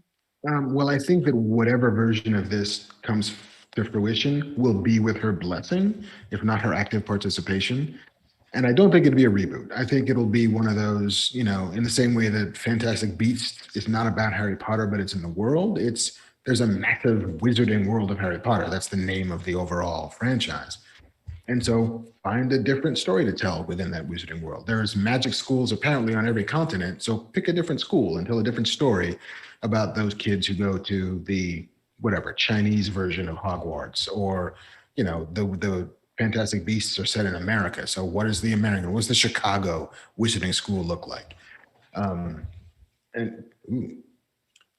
One being New Jersey. I see no reason why Grover's Mills could not also house the magic school of America. Fucking, I want to watch your show. Sign me up, man. Ashley Collins in chat said, Benedict Cumberbatch is totally not Khan. Remember? Remember when they told us that? They lied to our fucking faces. And they're like, he's not Khan. And then he was fucking, spoilers, Khan. Yes. Yeah, it happens all the time. What else we got? I like this one only because it's my favorite headline. Dr. Dre to star in the last voyage of the Demeter. And it's not Dr. Dre, but it's Corey Hawkins who played Dr. Dre in Straight Outta Compton. But this is based on a single chapter in Bram Stoker's Dracula novel called The Captain's Log. And the chapter is there's a Russian schooner named the Demeter, which was chartered to carry private cargo, 24 unmarked wooden crates from Carpathia to London. And in those crates is fucking Dracula and like his coterie who are coming to the New World. And so what happens? Why does this ship suddenly come in? It's a haunted house story on a fucking ship. And so the passage from Carpathia to London, in which everybody on the ship dies except for one person. That's the movie. I'm like, fuck it. All right. Like Titanic meets Dracula. Cool. I get it. It reminds me of like, hey, let's do a whole movie about the Indianapolis story from Jaws. Like, you could just section out this thing and do a whole movie about that. Like, because in the book, it's one chapter and they do the whole, like what happened on the boat and all that stuff. A little bit, but it's like, every night, something is stalking. There's a presence on the ship. And when it finally gets into 10 Little Indians kind of affair. Very much so, and like smart, like pull a chapter out of a thing that's in the public domain. Everybody knows everything else, but there's just a separate, distinct narrative right in this thing with brand new characters that nobody's attached to. And Dracula, you may or may not ever truly see. I bet you see him in the third act, but either way, super fucking smart. And apparently this thing has been banging around for like 20 years. Who's doing it? It's being produced. Let me see. Amblin is doing it. Who's releasing? J. Scott for Real suggested title Vampirates. That's good. It's a good title, man. I mean, that communicates the story right there. Vampirates, like Star Wars. You know exactly what you're getting. They're vampires crossed with pirates. They're vampirates. I saw a movie during Shark Week called Santa Jaws. And it's like, Jaws is also Santa Claus. I know exactly what I'm going to get. Dennis John, based on Marc's headline, which was Dr. Dre, said it should be called Straight Outta Coffin. Straight Outta Coffin. That's good. Very nice. That's good. Very nice. Ian McKercher says, I've always wanted a Jaws Indianapolis movie featuring a young Quint. Yeah, I'm with you. I mean, they've done Indianapolis movies. Nick Cage was in a straight to video version of an Indianapolis movie, but like you could totally like, and who could do it and should do it. And I know he don't ever want to like touch it because like, it's his magic film, but there's why not Steven Spielberg do the Indianapolis movie with the young Quint character, man? Like that'd be dope. None of these, enough fucking history movies. Go back to Jaws. Tell one more Jaws story. Could you imagine? He was so compelling telling the story of one giant shark eating people. Imagine he's got a whole ocean full of fucking sharks eating people and shit. We get to see Herbie Robinson, his old friend from Cleveland, bob up and down, upended like a top. Like a kind of top. Get fucking Tom Hardy to play young Quint. Oh my God. Maurice the Beast literally just wrote the same thing as you said it. Tom Hardy for young Quint. Fuck yeah. And Kabuki says, nah, don't mess with Jaws. This ain't messing with Jaws. It ain't messing with it. It's just fucking telling a story from Jaws. In the Jaws universe. Come on, man. Don't shit on the parade. Who said that? Kabuki kid. Come on. This is where we dream. The real world, they got plenty of people that fucking say, nah, don't fuck with Jaws. But here, We could dream about a Quint standalone movie about the Indianapolis with Tom Hardy playing a young fucking Captain Quint, getting that accent down and shit. And it's also like really cheap when you think about it, because there's an opening scene when you're on the fucking Indianapolis. It gets hit by a fucking torpedo, two torpedoes slammed right into our sides, Chief. That ship goes down, and then you're in a dive tank in front of a green screen for the rest of your movie. Yeah. You could shoot that movie now in the pandemic. Hell yeah. Mike V says, guys, you are ignoring 30 Coins. Best show on right now. I keep flirting with watching it. So I gotta get in there, man. I've heard some good things. I finally started watching Casa de Papel based on your recommendation. Isn't it wonderful? It's really good. I'm like 2 episodes in. But yeah, I needed that fix, that like heist crime fix after Lupin. After I got to the bottom of the 5 episodes of Lupin, I was like, oh, it's right there. It's another foreign crime thing. I'll just do that now. Oh, and it's breezy and fucking well made and so good. What other news we got? The last bit of news is, as is all too often the case these past, 15 some odd episodes, is a farewell, R.I.P. Cloris Leachman. Yes. The great and lovely, wonderful Cloris Leachman, who has, she was on TV every decade from 1940 to 2010s. She's tied for the most Emmys ever won by an actor. Wow. And, she's also got an Oscar. Just a fucking legend. Soup to nuts. Everything from The Last Picture Show to Mary Tyler Moore to Phyllis to Malcolm in the Middle to Young Frankenstein to you just fucking name it. She's done it. All the Mel Brooks movies, fucking Facts of Life. She came over and took over for Mrs. Garrett when she left. Yeah, that was right? Mm-hmm. Yeah, absolute legend. Shame. It really How old? is. 94. I mean, she was always working. Yeah. She was working up, and she was in American Gods. I think her last episode aired in like 2019. She's working up until the very end. God bless her. Yeah, really, man. You hope to have a career like that. Yeah. Cicely Tyson also passed away, which maybe 96. hit us in our genre world, but I was a huge fan of Bustin' Loose. Like when we first got cable TV, the Richard Pryor comedy Bustin' Loose was on ad nauseum. So for 1 month straight, I watched it every day, sometimes multiple fucking times.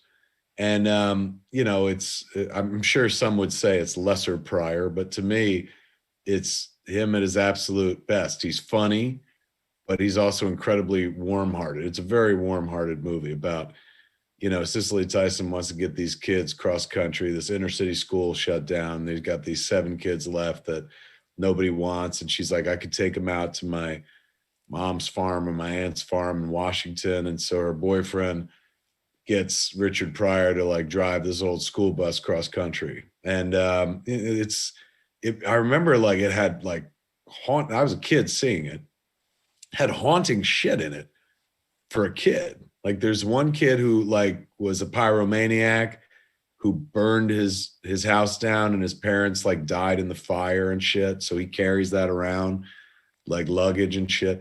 Then there was a young girl who was that 9 years old. She was like a Vietnamese prostitute. So there's one scene where she hits on Richard Pryor and he fucking freaks out at her, where he's just like, you can't do that. That's wrong. Like he's playing a dad type figure. So good. But it's the scene that like still like I stole it, a version of it, and put it in Jay and Silent Bob Reboot. Such a 1980s cable scene to me, because it was in every trailer for Bustin' Loose. Is Richard Pryor is working on the bus, and it's raining out and shit, and he can't get it fixed, and so he goes walking in the rain, try to get some help and shit, and he's angry, he's talking to himself and shit. He says one of my favorite lines ever said in the movie, where he goes, give it a motherfucking piece of push, because she's talking about pushing the bus. As he's walking through the fucking woods in the middle of the night, slowly, like from another path, he's joined by like an entire coterie of the fucking clan. And so the clan, you know, come back to the bus. The kids are on the bus and they're all telling stories and shit. And all of a sudden you see like the fire reflected in the windshield and you know, Cicely Tyson looks, and you got her. In order for this story to have any impact whatsoever, you have to understand I grew up in an incredibly racism-free world because there were no other races. It was a very white town and stuff. So I learned about racism not from the people around me, but through television and the movies. And so her reaction, you know, of course, I was by the time I saw this movie, I was like 10. Of course, I knew the KKK was bad. Her reaction, though, of like looking from the kids to the, you know, the outside of the bus and seeing this fucking arrival of the Klan with torches still haunts me to this day. It conveyed worlds of storytelling in one look. What happens is like the Klan like comes on the bus partially, and Richard Pryor sells him a line of goods on like all the kids are blind. There's one blind kid in the group, and he grabs the Klan guy's hood, and the guy's like, "Oh, what are you doing?" And then Richard Pryor's like, "They're blind. They're all blind. I'm taking them to the Ray Charles School for the Blind. They're all going to get operations and stuff." And so he like fucking plays on the dude's sympathies, and the dude's like, "Well, we'll give you a push." And they're, you know, fucking, if only all racists were this simple and stupid in the real world and could easily be turned around and stuff. And so they push the bus out of the mud, and they fall in the mud, and the bus goes fucking sailing away. They don't stop to be like, "Thanks." But the reaction shot of Richard Pryor and Cicely Tyson when they're fucking pulling away, like both of them in near fucking tears. I think they both have glassy eyes, and just the relief and overjoyed reaction to being free from, you know, potential fucking harm, like conveyed an awful lot to a young white kid in the suburbs who was like, "Oh shit, that tells a story." And that is a very funny movie as well. Don't get me wrong, but like powerful shit in the middle of that funny movie. That movie is baked into my creative DNA. Like, you know, it's not enough to just be funny. I also want to like tell a story or move people at the same time. And that movie does that still to this day. When she passed away at age 96, it was just after she released her fucking memoirs. You know, I was like, oh my God, like I haven't thought about busting loose in a while. And I went and fucking bought it and shit. Didn't even rent it, went and bought it on iTunes and watched it again. And it still holds up. You know, it's very late 70s, early 80s and stuff like that. Everyone certainly dressed the part. But it's that movie still holds up. You could totally remake that movie today. And it would probably still work. But they did such an amazing job. She is fantastic in the movie. If you've never seen Bustin' Loose, it's worth a watch. A lot of people watching this show probably never even heard of it. Shit. Fantastic. That's all the news we got. That's the news, brother. That was the news, kids. The thank you to Marc for collecting that news for us and whatnot. Otherwise, we wouldn't know what the fuck was going on in the world. We are going to do Q&A, but first we're going to take a minor break. JC, did you get an ad? Yeah, I've got it. I've got it all set up. This, number one, this is twofold, kids. It helps, of course, me potentially sell things.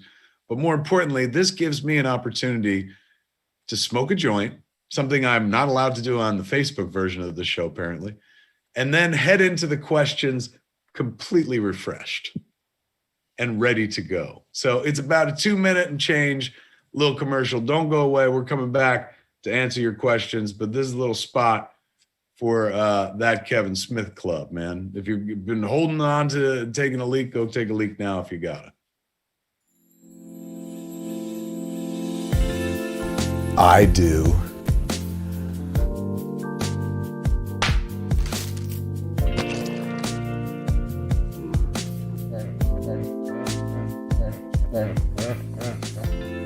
Hello? What club? Hey man, I'm Kevin Smith, and if you're like me, you love oral, and you love hours of it, pulled long like taffy, right, man? Well, I got lots of oral, because I've been recording podcasts since 2007. It's time to take the gloves off, ladies and gentlemen, and let you have a crack at it by joining that Kevin Smith Club. There's 4 tiers. You just want to hear my voice? Be a clerk. You want to hear my voice and see me? Be a mall rat. You want to get some merchandise like pins or scripts? Be a fun employee or a yoga hoser. It's a place where we're gonna park the entire Smarchive, man. All that shit's not exclusive enough. We got 3 more shows that are only gonna be going on at that Kevin Smith Club. The return of Plus One, the marital podcast that I did with Jennifer for years. Wake and Bake with Kev, that's right, a video show where every morning, whatever I'm doing while I'm smoking, man, you're gonna hang out with me. And then, of course, the exclusive Kevcast, man. That's the podcast of me just by myself, or I just kind of do my own self-therapy while you listen. Then there's video. We got hundreds of hours of unseen video. Are you even supposed to be here today? Well, find out by paying $5 a month to become a clerk. Get you access to ad-free podcasts. Plus, it lets you join that Kevin Smith Club Discuss board, man, where once a month we're gonna have a big old gathering. Now, for $10 a month, man, you could be a mall rat. What do you get for being a mall rat? You get all the video shows, man. All the video and the video archive, and we got hundreds of hours of stuff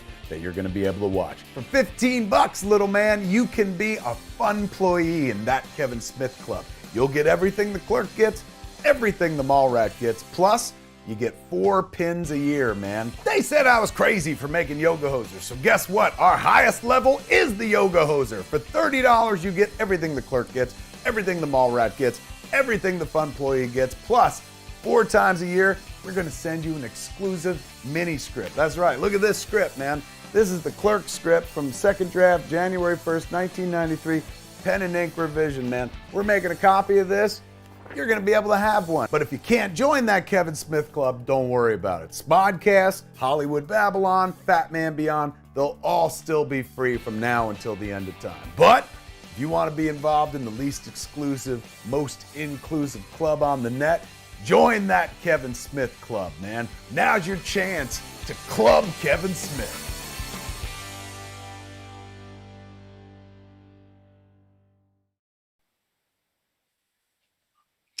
All right, kids, we're back. A lot of feedback was people going like, are you shitting me? Did I just watch you fillet a fucking microphone? Hell yeah, you did. Didn't cost you nothing either. It's free. That Kevin Smith Club. Go to thatkevinsmithclub.com. I was watching the spot, man. I shot that 1 year ago. Really? Somebody was like, look at your tan. Yeah. You're out in the world.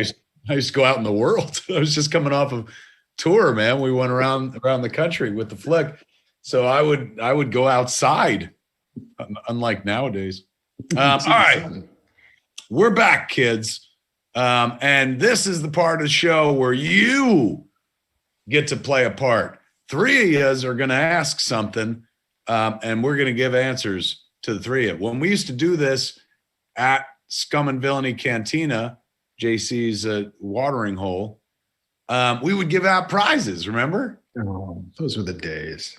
Remember what was the movie theater thing? 3DX? 4DX. 4DX. And then what was it? Remember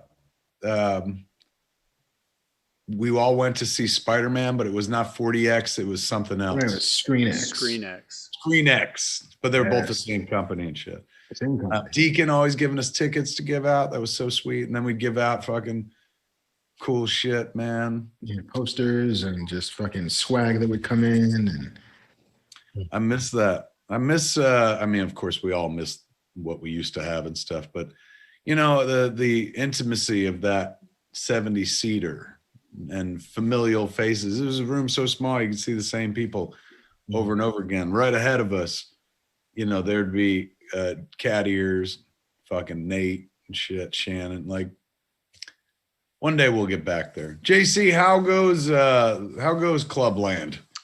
Well, they just reopened outdoor seating for restaurants in LA Friday, but we don't have outdoor space, so we're still closed.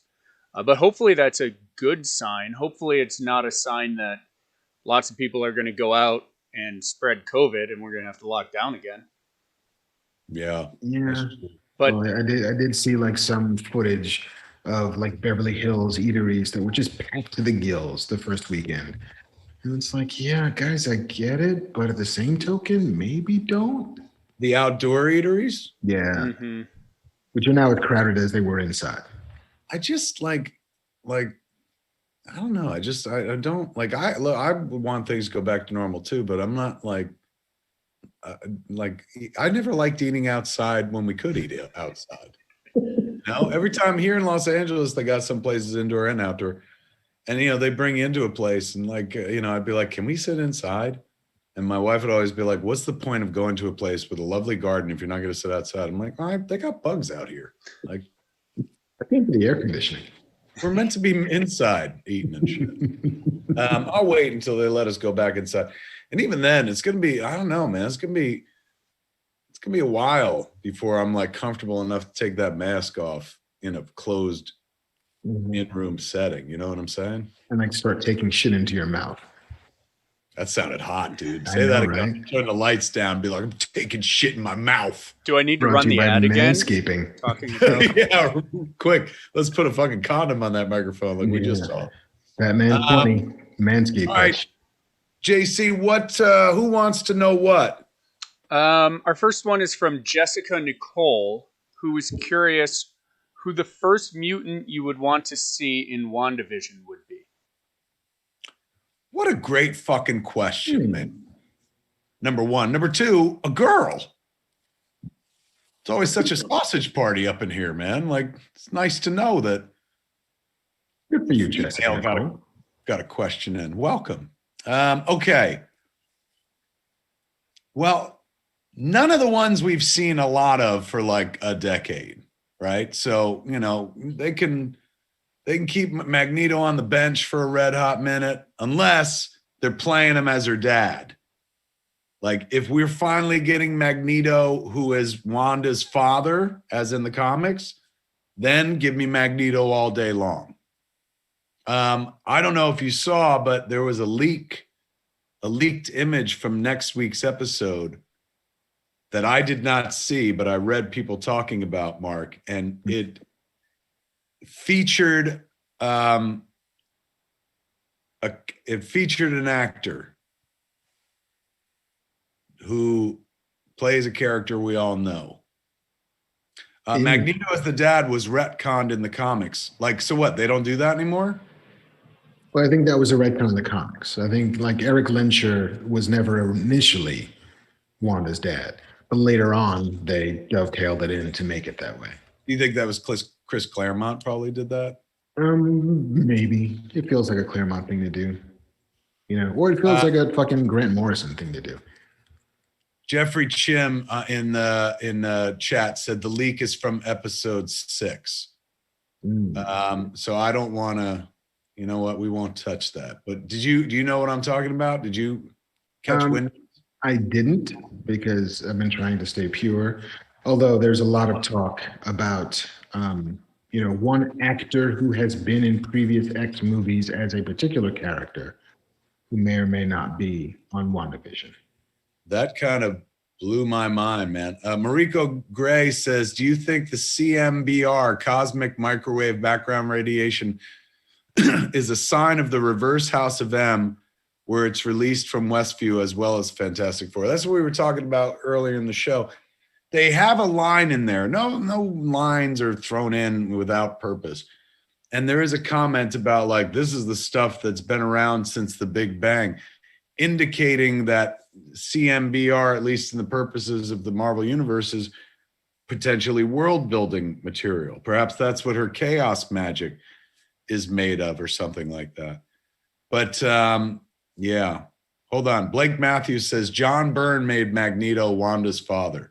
And he still is in the comics, right? They didn't retcon that out. They're still related. I think so, but I couldn't be sure. So which mutant would I want to appear who is not the mutant that you may or may not have seen pictures of on the internet? I mean, I kind of want Namor to be that person. Is he count as a mutant? They count as him as a mutant still? I mean, I think he was the first mutant.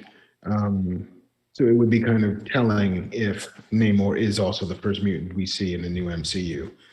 Although it seems as if in Endgame they imply that there's already underwater tectonic activity off the African plate, which I think was supposed to be Namor. So maybe not.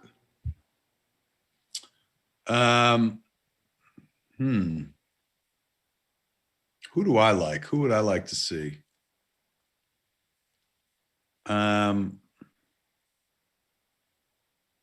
Nightcrawler. I mean, we've seen a really good version of Nightcrawler, though. Like, so I should be going for a mutant we've never seen, but like, what mutants didn't they do? Well, you know who would be interesting? I wonder if Emma Frost, because it feels as if a character like Emma Frost would actually be at home in a weird sitcom variation of the world. In fact, I wonder if you've already met Emma Frost. They used her but more as like a, henchman, sidekick. Right. Whereas in the comics, she's like generally in control. I wonder if Emma Caulfield honestly, like, I think I know it's not a sexy answer, but I would like her to meet Professor X. And I would like it to be fucking Patrick Stewart, Sir Pat. He don't have to be the Charles Xavier going forward, but it sounds like in a world where they're doing multiverse, like fucking that'd be a mind-bending character to throw in there. But still, hold on. Kitty Pryde. She was my favorite mutant when I was a kid. She could have Lockheed with her. Yeah, like if there's some little girl just playing on the street with like her pet on Westview, and it turns out that that's actually Kitty Pryde. That would be badass. Kevin is missing Mark's point about Emma. TJ Monroe says, do your point about Emma. I wonder if we've already seen Emma Frost, and I wonder if that person is being played by the woman who was supposed to be our guest today but wasn't. And so if Emma Caulfield is actually playing Emma Frost within the show. I mean, just because they have the same first name? No, but no, I mean, it doesn't hurt. But that sort of imperious, in control over everyone and everything, plus platinum blonde helps. Let me see. All right. Count Morbida Lives says, Mark, interesting theory. Well, thanks, Count Morbida Lives. Hulk's Hemorrhoid says Giancarlo Esposito as Magneto. I mean, I'm all for it, but also because it rhymes. Like, never knew I wanted those two names together, man. No more rhyming. I mean it. All right, that was a good question. Yeah. I don't know if it satisfied the responses, but I would also like to see. I'm hoping to God they bring her brother back for something. They haven't mentioned that guy yet, and if not, her brother that we saw in the Marvel Cinematic Universe, Evan Peters version from fucking X-Men, that'd be badass. Yeah. All right. She pulls a different Pietro out of the multiverse. I'll throw up the fucking chaos magic horns for that shit. All right, man. That's question 1 down. JC, come on back and tell us what they want to know for question 2. Harvey Glassman has an interesting one. Okay. Wants to know what would be a good dumb superpower. He says, I shoveled 3 driveways today. Mine would be a tiny flame I could shoot from my feet to melt snow as I walk. So what would be like you're the crappy mutant superpower? Command over keyless entry. So, you know how you got to click your car, whoop, whoop, to just be like this, and it goes whoop, whoop. You could keyless entry your house as well. So you can just wave a hand, whoop, whoop.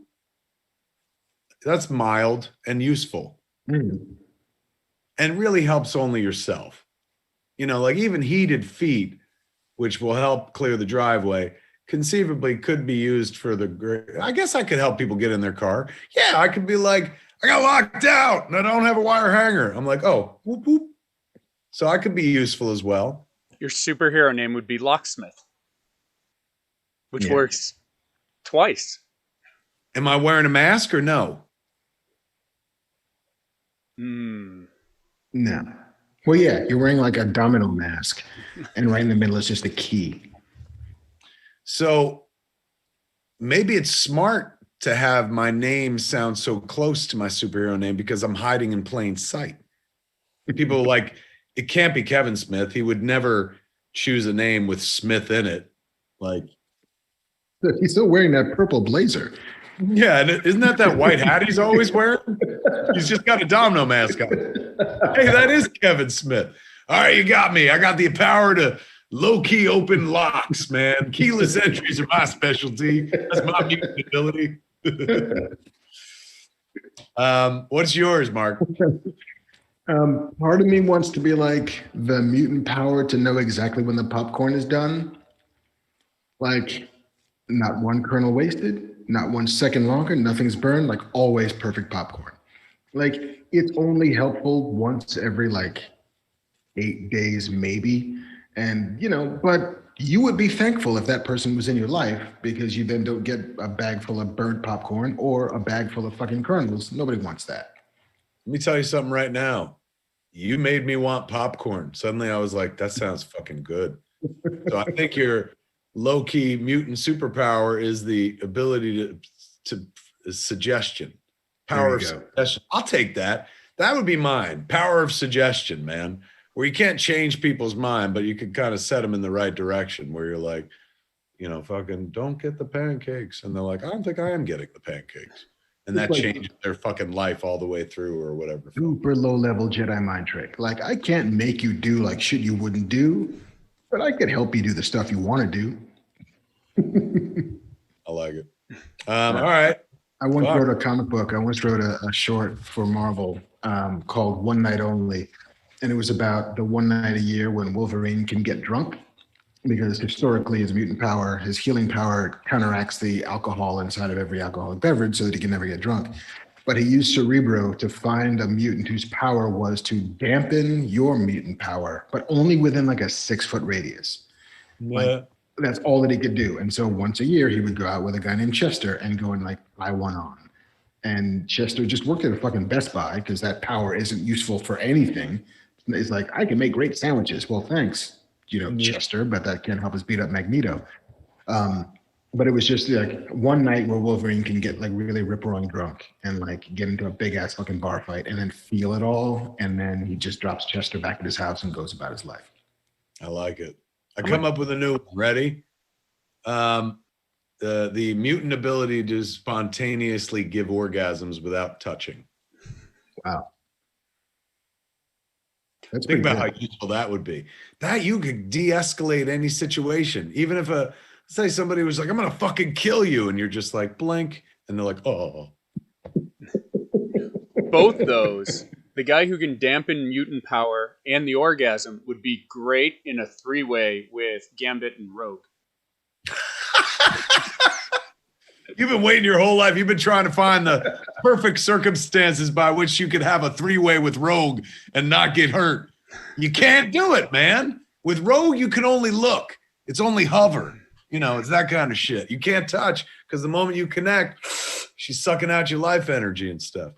Yeah, so like this guy gets to be the cut in every relationship with Rogue and somebody else. Just you sit in the corner. I'm gonna go do some shit over here. You make it all good. It's like, can I be? Nope, you can't touch. No looky, no touchy. I like it. Yeah, I do like that. Like you'd have to be a cult leader. Like if your power is to just like dole out spontaneous orgasms with like a blink of your eye, then you can make people do whatever the fuck you want to do. Like suddenly you're like, think about it. Yeah, you could. It's a sellable mutant power as well, because you could like set up shop like Lucy with psychiatric help booth, you know, fucking the doctor's in, you quick nut for like, what's a good rate? $50. That seems steep. Yeah, but the best things are, Mark. Number one, you're not married people can use this service. It's not cheating. You don't have to go out and find somebody. You're not swiping either way. You don't now in this COVID era, it's contactless. So it's worth it. You know how like we pay a little more when we have food delivered to the house and shit, and you're like, well, you know what? At least I'm not going out there. It's worth it. I think people would pay $50 for a fucking insta orgasm where they don't get touched or anything like that. I feel like there's also a world in which I remember reading an Esquire story about some dude who heard that Frank Sinatra would tip everybody $20, no matter who you were, no matter where you were. If you picked up his, if you valeted the car, $20. Maybe it was $100. I don't remember. He duked him. He called it duking, and I think duking might have been $100 bill. And it's like, how much of an economy can you create if you just tip everybody $100? Like, how does that change your life? If the dude is checking your coat, $100. The waiter, $100. The maitre d', $100. Like, does it make everything awesome? And like, you could create an entire economy based on, spontaneous orgasms. Like, you don't need money anymore if you're this dude. Just, hey, I'm in a homeless. Can I just have my car back? Oh yeah, no. I could give you a tip, or I can give you the most mind-bending orgasm you'll ever have in your life, and I won't even have to touch you. Like, I'd say, I on a whim, I'd be like, all right, fucking, let's try it. Let's see what happens. All of a sudden, like, you're hit with this fucking body wave. Like, I'm like, and it just generates a body wave that fucking hits you, and it's like, it's like an insta fucking hit orgasm, and then it ends with like a piss shiver shake.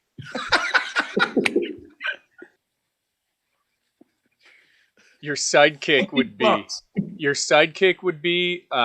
the guy who can pull moisture, right? So you get him there, and then he cleans them up, and then you send them on their way. Cum eater. That's my sidekick. The cum eater. And it don't mean that he literally like eats cum in front of you. You could pay him, and that's way more expensive. That becomes a whole kink. But cum eater's job is to just, like JC says, microwave the fucking out of you and stuff. Yeah. So you can throw that on for an extra. It's $50 for the fucking insta orgasm and $20 on top for the cleanup. Some people don't choose the cleanup. They're like, $20, I'll clean up my fucking self. I'll get a paper towel. But some people go for the full $9 because they're like, it's under $100. I'm gonna have a mind-bending orgasm and have something to talk about with people and shit. Yeah, Dr. Feelgood and Squeegee coming your way. Fat Black Patrick Swayze chimed in and said the sidekick name would be the Dry Cleaner. The Dry Cleaner. I love it. That is good. Yeah, Engelbert Humperdinck and the Dry Cleaner. Kevin Beauchauvin says, the power to smoke weed on Facebook. Fucking hear you, man. What's with Mark Zuckerberg, man? Like, come on. All right. That's 2. What is our third question of the night? Okay. I really like this one. This is J. Scott for real. Says, in honor of Groundhog Day, if you were stuck in a time loop, what movie day would you want to exist within? What a great question. All right, let me think about all my movies. No. I mean, I don't know. Mallrats might not be a bad day to get stuck in. That all takes place in like mostly in a day, right? And you get to meet Stan Lee over and over. You get to go to the mall. Nobody's wearing masks. Fucking there's a game show. You could probably like the results of it can change each time and stuff. Jane, Silent Bob are there. Oh my God, yeah. Trap me in Mallrats eternally. Eternal rat. Over and over again. This was a pretty good time in my life. In real life and in the movie itself. So I'll take that. A movie day. I keep going back to Ocean's 11, the day of the heist, where it's like, you know what, you're doing something, you're doing it well, everything is going off without a hitch. You get the girl and you get $11 million, and you've succeeded beyond your wildest dreams. You've made the bad guy look like an idiot, and you got to do it with your friends. Like, that seems like a good day. Ferris Bueller's Day Off. That's a good day. That is a good day. You get trapped in over and over again. I mean, but then the fucking, you got to deal with Cameron over and over again as well. Yeah, no, Cameron's such a drag. In Mallrats, you also leave the mall and you get to go to the dirt mall as well. Ooh. So there's that. That's an upshot. Let's see. I mean, well, not Breakfast Club, because fuck detention. That sounds awful. Yeah. And also there's only like fucking 4 other people. You get to know them real quick after one day.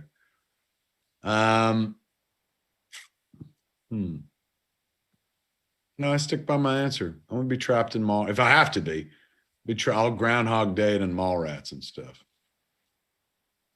Yeah. JC, you got one? Somebody in the chat, there's a few people saying Debbie does Dallas. Yes, I guess a sex orgy would be a thing to be trapped in over and over again.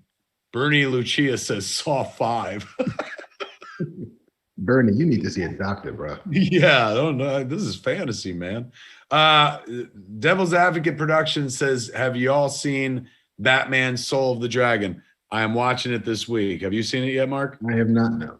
That is our assignment for this week. Aside, of course, from gathering next weekend to talk about latest WandaVision, we should watch Soul of the Dragon because it looks fantastic. I'm making the time. I feel like you could get trapped in like the last day of the Waynes just before they die. Like, hey, we're going to the movies / opera. Wouldn't that be great? And then you end there.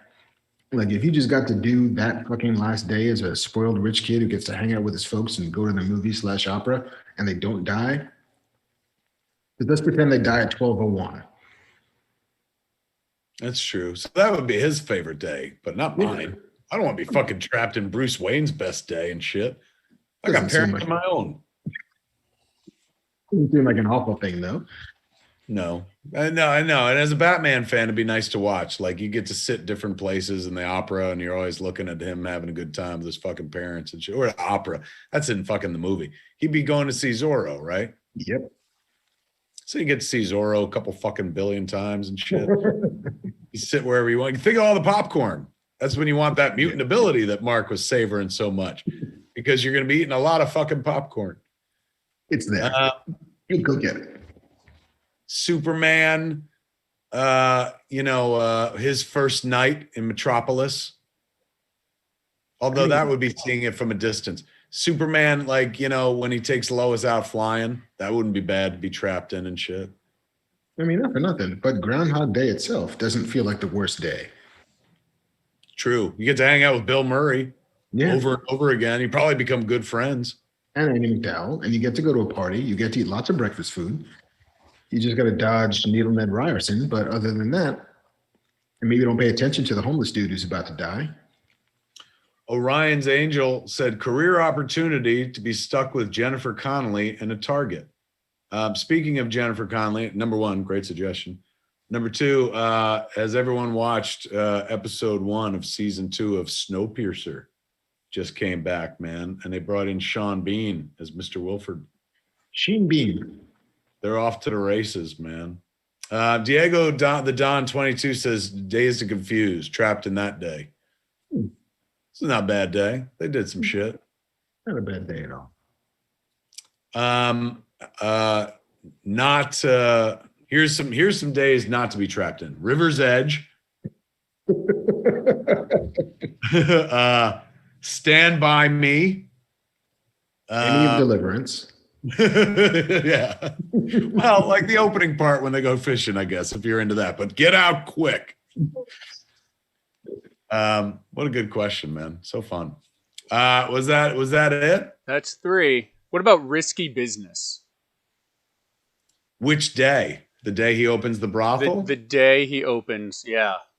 I don't want to be running around being chased by Guido the Killer Pimp, that's for sure. I don't want to spend my day over and over with Joey Pants chasing me. And I don't want to fuck with the memo minder. I'm looking for the brothel night, if that's the case, because not only do we run a brothel and there's lots of I'm a teenager and there's sex all around me and shit, something that as a teenager, it's all we craved. But also, I meet my college entrance guy, get him laid, and so I get to go to fucking a good school. Like, that'd be a good night to be trapped in and shit. You get a Porsche to drive around. And then you ride the train with Lana. You just got to make sure that day cuts off before fucking, Guido the Killer Pimp shows up and fucking steals all your shit, and then you got to buy it back with all the money. I cannot believe how much I remember of fucking the plot of Risky Business right now. It's troubling to me, honestly. Just like Bustin' Loose, I watched that an awful lot. Oddly enough, that movie didn't sink deep into my creative DNA and stuff, but I did watch that movie a bunch. Kids, have you had a good time for this past 19 hours of our fucking nonstop podcast? If you did, it's because of that dude. The dude, I can never do this right. That dude. Yes, that dude. Look, if I put my finger here, I'm fingering Marc's butt. Yeah, there you go. Give it up for your news hound, for your man with a plan, and always full of good ideas, Mr. Marc Bernardin. Oh, thank you, sir. Kind. We thank you, JC, for putting us out there for the fine people to find, and pray for the return of the Scum and Villainy Cantina soon as the fucking world allows us to open up. Anything you need to plug, gentlemen? Plug free, my friend. If you want to sell a shirt, you fucking nonsense. Sell a shirt. Go to embattledclothing.com and use the code MARC15 to save 15% off your first order if you want to be humble and let motherfuckers know all over your chest. Get a shirt. I'm going to be on my Twitch, twitch.tv/Scum and Villainy Cantina, talking Star Wars from 7 to 9 o'clock. If you want to hear more nerd talk, if this 2.5 hours wasn't enough. Yeah, if you're like, I just want to laser focus it on Star Wars, you'll be able to do that. All right, folks. Thank you for hanging out. We'll be doing this again on Saturday, gentlemen. We will endeavor our best to not have anything get in the way next week. WandaVision episode 5, man, and fucking Batman, Son of the Dragon. We're going to be watching that. Soul of the Dragon? Son of the Dragon? Soul of the Dragon. There it is. So come on back, kids. That is Fat Man Beyond for this week. Tune in next week. Same fat time. Not the same fat time as right now. No. Earlier fat time. Saturday at 4 o'clock. Same fat channel. Smodcast.com or youtube.com/Kevin Smith. Shit. I can't say for the good of all Kree because I realized that's like the Kree were the bad guys. I need a new sign off.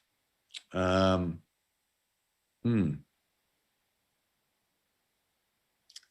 we pull anything from WandaVision?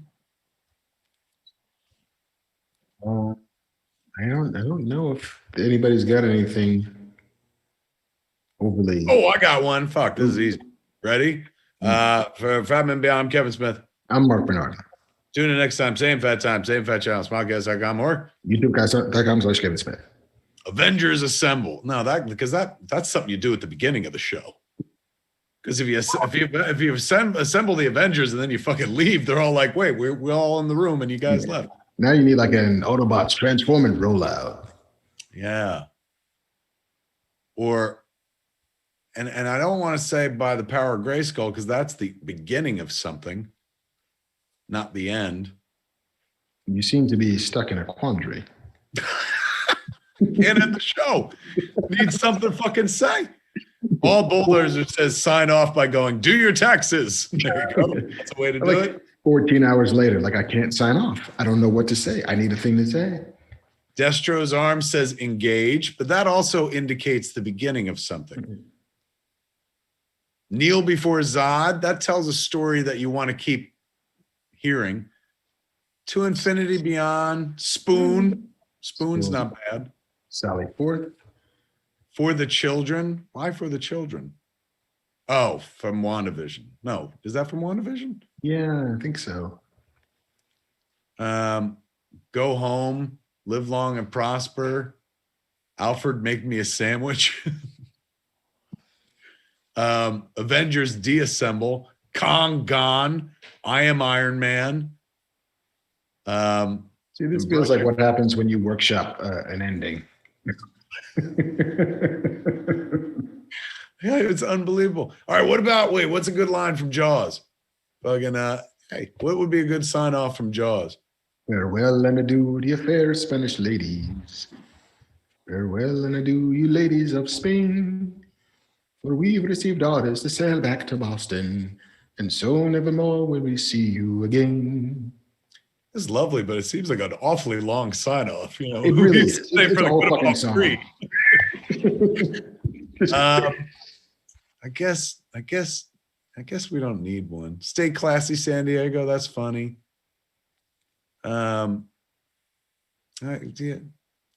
People are trying. Cobra retreat. Jonathan Solieri saying from WandaVision, just say no. Where he's like, no. Please stand by. That's not a bad one. Please stand by. But that indicates like stick around and then we fuck off for a week. Ooh, somebody suggested from Clerks. Aquila JM says, try not to suck any dick on the way to the parking lot. That is the way to sign off, ladies and gentlemen. I mean, unless you want to be sucking dick on the way to the parking lot, but sure. Let's try it. For Fat Man Beyond, I'm Kevin Smith. I'm Marc Bernardin. Tune in next time, same fat time, same fat channel, smodcast.com, or youtube.com/Kevin Smith. Try not to suck any dick on your way through the parking lot. That sounds, that's, I don't know if that's the note to go out on. You know, what if you were watching the show with your parents and then suddenly that happened? Suddenly a dude in his bathrobe. So like, is that guy in a kimono robe and he's offering sex of some sort? How about good night and good luck? Yeah, we could do that. I mean, you know what? Wakanda Forever just really works, doesn't it? It's a good standby. Tune in next time, same fat time, same fat channel, smodcast.com, or youtube.com/Kevin Smith. Wakanda Forever. Peace, love, and soul. End the show.